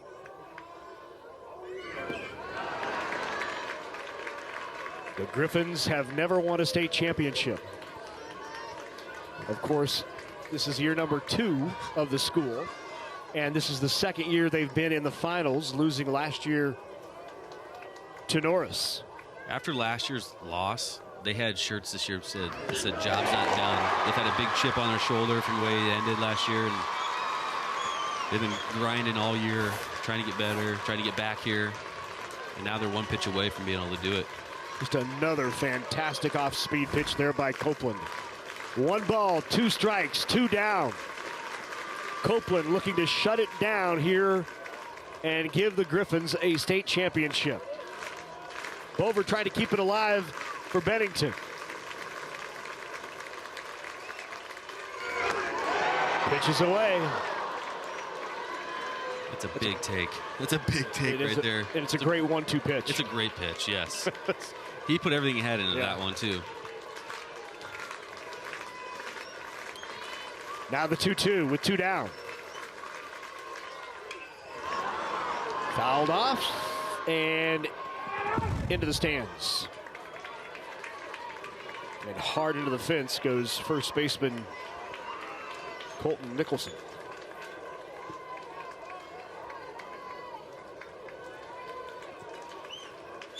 He would have ran through that fence for that ball right there. Yeah. So Gifford, the pinch runner at first. Bover at the plate. Austin Copeland, 2-2. That's away, full count. So Gifford will be off with the pitch. 3 balls, 2 strikes, 2 out. Don't want to walk him. Lane Bover at the plate. Grounds it. Kason Brown scoops it up, fires across, and a dead ball. Dead ball. I'm going to say it hit him in the box. My legs are shaking. I was like, well, he's not running. It hit Lane Bover in the box. Foul ball.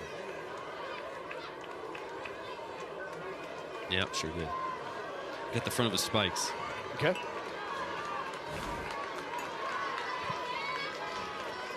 Replay it. 3 balls, 2 strikes, 2 down. Gifford at first.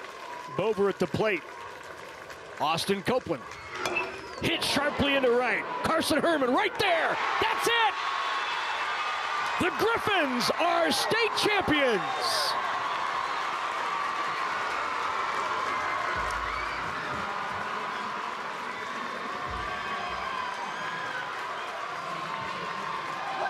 What a game. Well pitched on both sides. Congratulations to the Griffins. Wow. Hey, Bennington smoked some balls there in that last inning. Molnaric and Bover both hit it on the barrel, but right at Carson Herman.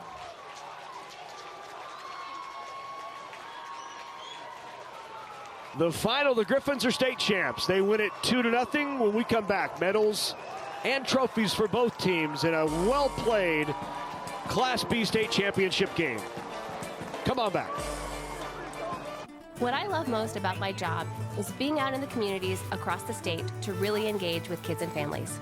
I'm Jessica Mitchell-McCullough, the Director of Education at Nebraska Public Media. We understand in today's world that media and technology are important parts of learning.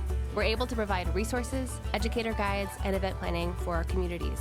And even better, we're able to be out in our communities, engaging directly with families, young children, caregivers, and great community partners to take part in the learning together. Our school became involved with Nebraska Public Media last year to have the personnel support that we have. It's not just a guide that's given to you and then good luck. It's if I have a question, I can reach out and get very quick responses of how do I go about this or how should I go about this. Our events using Innovator Insights resources bring makerspaces to life. The students watch locally produced What If episodes, Innovator Insights videos, and then brainstorm ideas, create prototypes, and share their creations. It bridges entrepreneurship, STEM, media literacy and technology, and media creation, meeting kids where their interests are. I just really highly respect Nebraska Public Media and PBS Kids. We have a shared goal, and we want nothing more than for our kids to learn and to have fun doing it. They don't even realize they're learning. Nebraskans should and do trust Nebraska Public Media.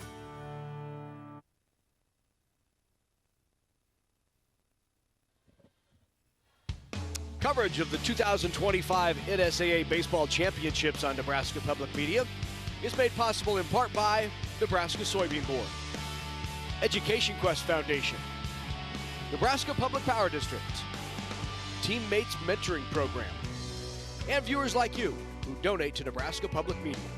Thank you. Well, that is it from Warner Park in Class B. The Griffins win it 2-0 over the Badgers in a well-played game that took less than an hour 45. That's remarkable. Time now for medals and trophies, and for that, we go to Heath Kramer. The Nebraska School Activities Association is honored to have medals and trophies for both of these outstanding teams. Presentations will be made by NSAA Executive Director Jennifer Schwartz and NSAA Board of Directors Dr. John Cerny from Bancroft Rosalie and Dr. Nick Wemhoff from Fort Calhoun. These are the awards for the 2025 Class B runner-up, the Bennington Badgers. Head coach Scott Hazy and your assistants, please come forward to present the silver medals to each member of your team. Players, as your name is called, please come forward to receive your medal. Number 9, Morgan Schumann.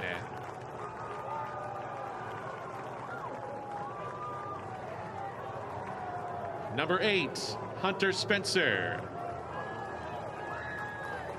Number 7, Aiden Smith. Number 10, Kellen Milnarek. Number 23, Charlie Swoboda. Number 26, Lane Bover.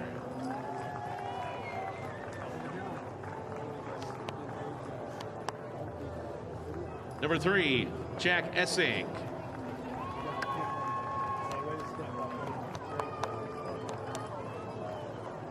Number 5, Jace Fitzgerald.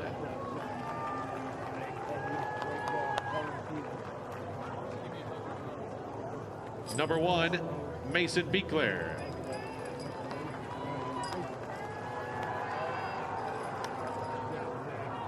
Number 14, Brant Schmidt.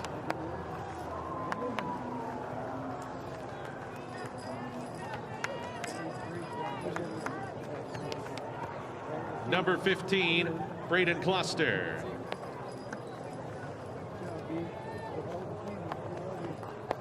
Number 2, Brendan Deleuze.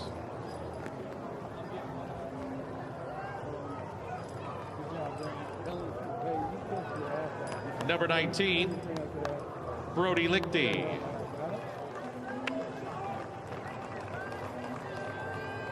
Number 22, Carson Corton.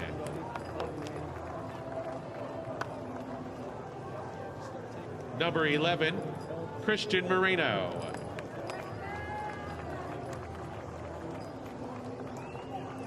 Number 17, Connor Smith. Number 6, Dominic Mendocino.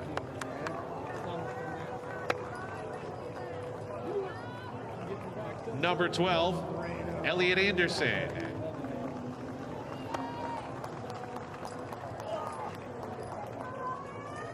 Number 21, Houston Hill.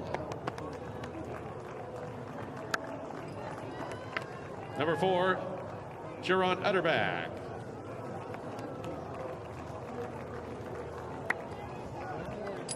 Number 24, Miles Gifford.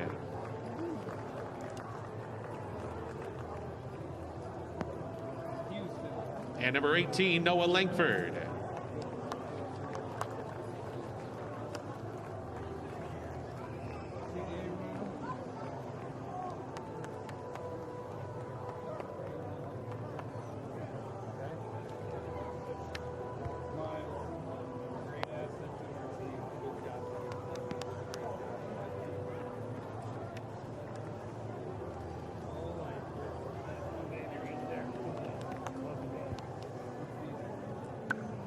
And now here is the 2025 NSAA Class B runner-up trophy. Congratulations to the Bennington Badgers.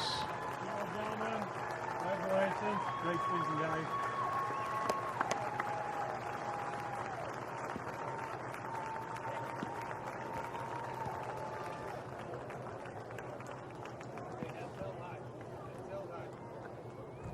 And now to the 2025 Class B champions, the Gretna East Griffins. Head coach Daryl Everhart and your assistants, please come forward to present the gold medals to each member of your team. Players, as your name is called, please come forward to receive your medal. Number 7, Nolan Green.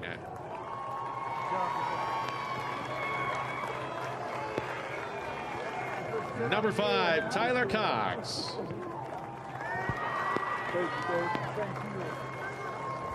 Number 10, Carson Herman.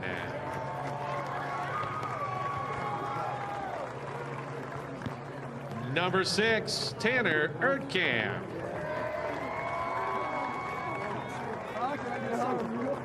Number 9, Kason Brown. Number 13, Chase Neneman.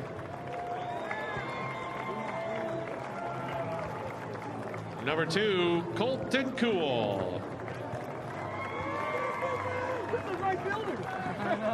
Number 16, Kobe Motrell. Number 4, Colton Nicholson. Number 23, Austin Copeland.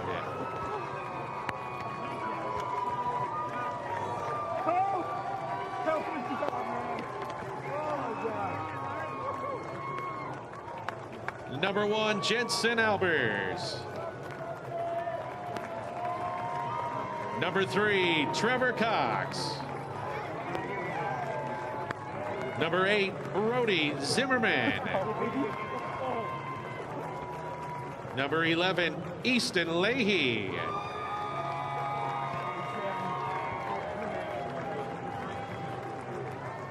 Number 12, Jacob Brown. Number 14, Carter Woodson. Number 18, Gavin Hoovermail. Number 19, Drew Murata. Number 20, Colton Silman. Number 21, Nolan Iverson. Number 22, William Rector. And number 27, Chad Rohrer.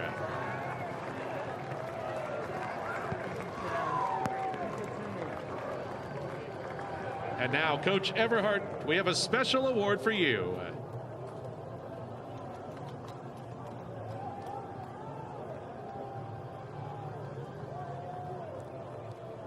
And for these outstanding athletes and their school, here is the 2025 NSAA Class B State Baseball Championship Trophy. Congratulations to the Gretna East Griffins.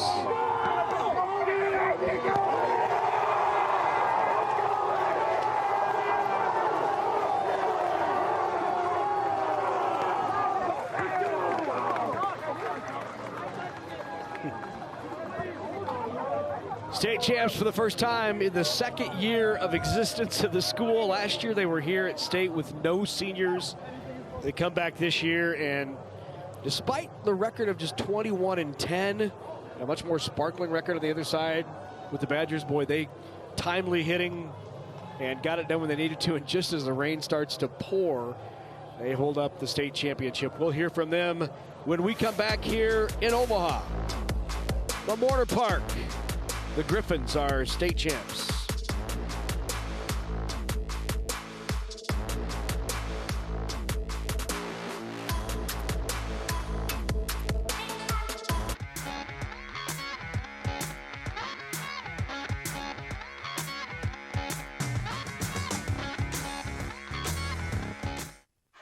Live streaming for the NSAA championships are also available at the Nebraska Public Media website and on the free Nebraska Public Media app.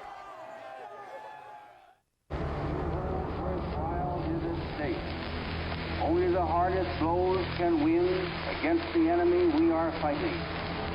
Invoking the spirit of our forefathers' army, they fought with a dash that surprised both friend and foe and stayed the courage of seasoned troops.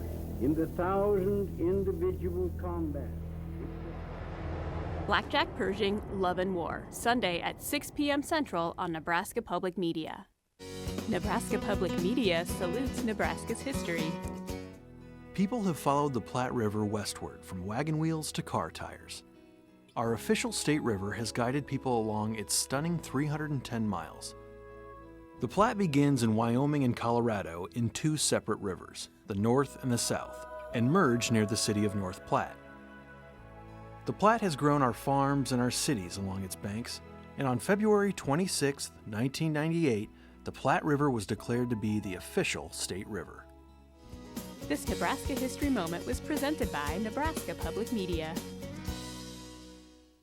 Soldiers, sailors, and airmen of the Allied Expeditionary Force, you are about to embark upon the great crusade. The eyes of the world are upon you. You will bring about the destruction of the German war machine, the elimination of Nazi tyranny over the oppressed peoples of Europe. We will accept nothing less than full victory. Good luck, and let us all beseech the blessing of Almighty God upon this great and noble undertaking. Saturday night at 7 Central on Nebraska Public Media.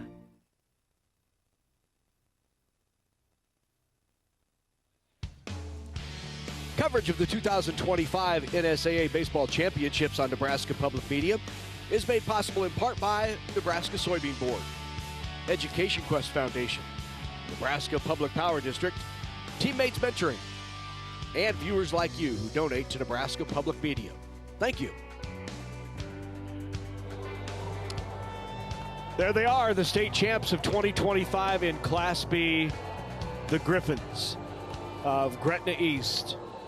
They were here last year in the state championship, lost that to Norris, made it a point and a focal point of their conditioning, of their workouts, of their preparation, and of every game. And they win it. They won it. I mean, that's a great game. Fast game. Yeah. Both sides. Really good pitching. Timely hitting by the Griffins. Bennington hit the ball hard. Just hit it right at him. Right at the Griffins.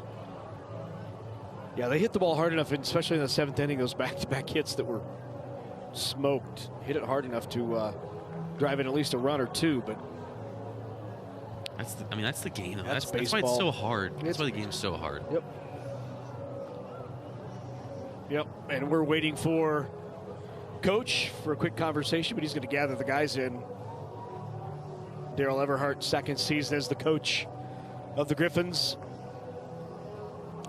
Chase Denneman's the hero.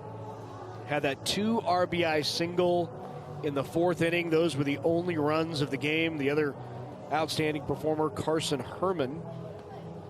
Herman went, the catcher, 2 for 3, scored a run and had a double. Double to lead off the sixth. He did not come around to score there, but did score one of the 2 runs. Or his courtesy runner scored one of the 2 runs. Maybe a better way to put it. Yeah, it's good. Just a good ball game. Obviously, Bennington's going to be disappointed with the outcome, but great season. Congratulations to them to getting to the game, and congratulations to Gretna East taking care of business. Like the shirt said, job's done now. Here's a look at what's happened so far today. Malcolm winning its 3rd consecutive state title. They win it by run rule over Central City Centura. 10-0 was the final. And in Class B, the game that just finished, the Gretna East Griffins 2-0 over Bennington.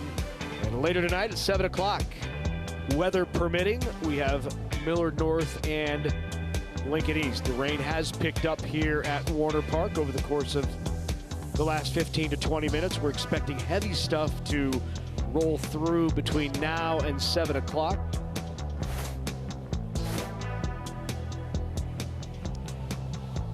Bennington coming up just short. There's Scott Hazy out there. They had a record 29 wins. New record in Class B this season. Finished the year 29-5. Won the championship back in 19. And they finished runners-up in 2025. It's two good programs. Class B programs right there that we just got to watch play. So Coach now slowly making his way over to Anna Bellinghausen. And I think we're with him now, so let's go down to Anna. Coach, congratulations. Can you turn around for us? Do you have the shirt on? Okay, so job's done now for this team. Last year was heartbreak in the title game. To get it done this year, the first for the Griffs. Just what does this mean?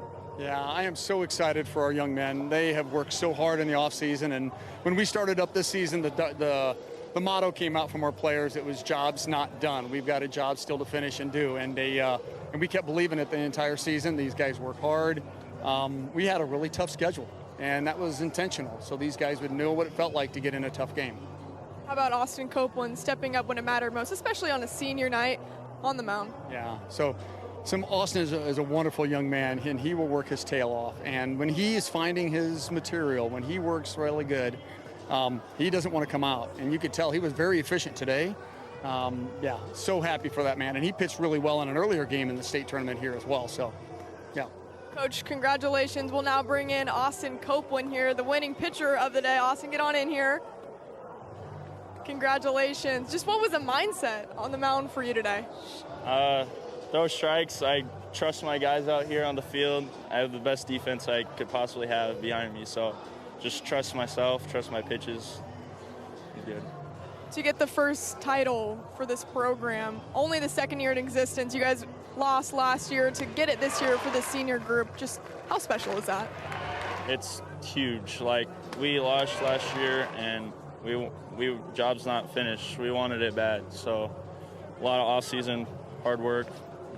Put in the time, things work out. How about Chase delivering that game winner?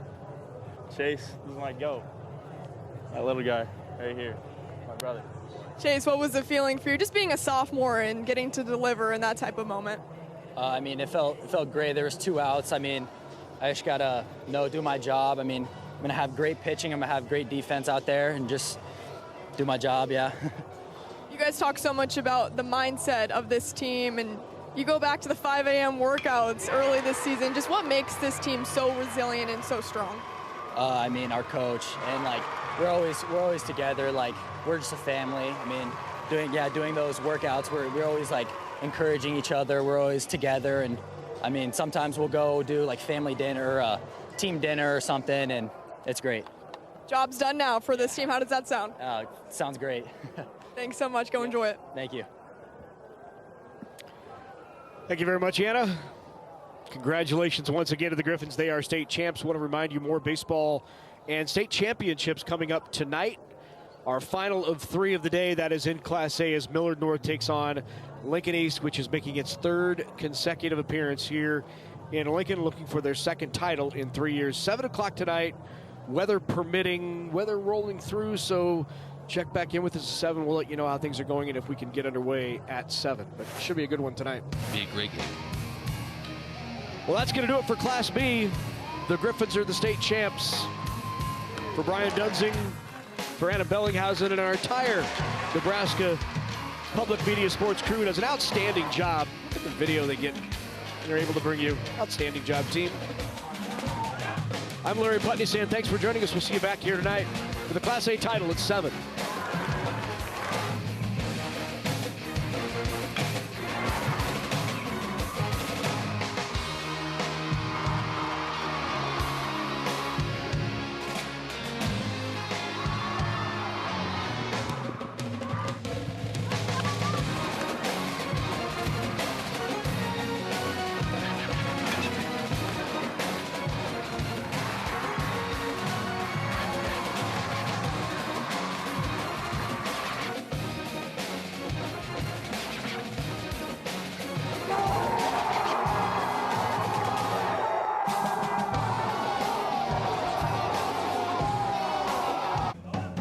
Omaha-born Robert Rubin graduated college in 1939. 5 years later, Reuben landed in Normandy, France, hours before the Allies' D-Day invasion. Not as a soldier, but as a Reuters war correspondent. Running towards the fire, a war correspondent's story. Monday night at 8 Central on Nebraska Public Media.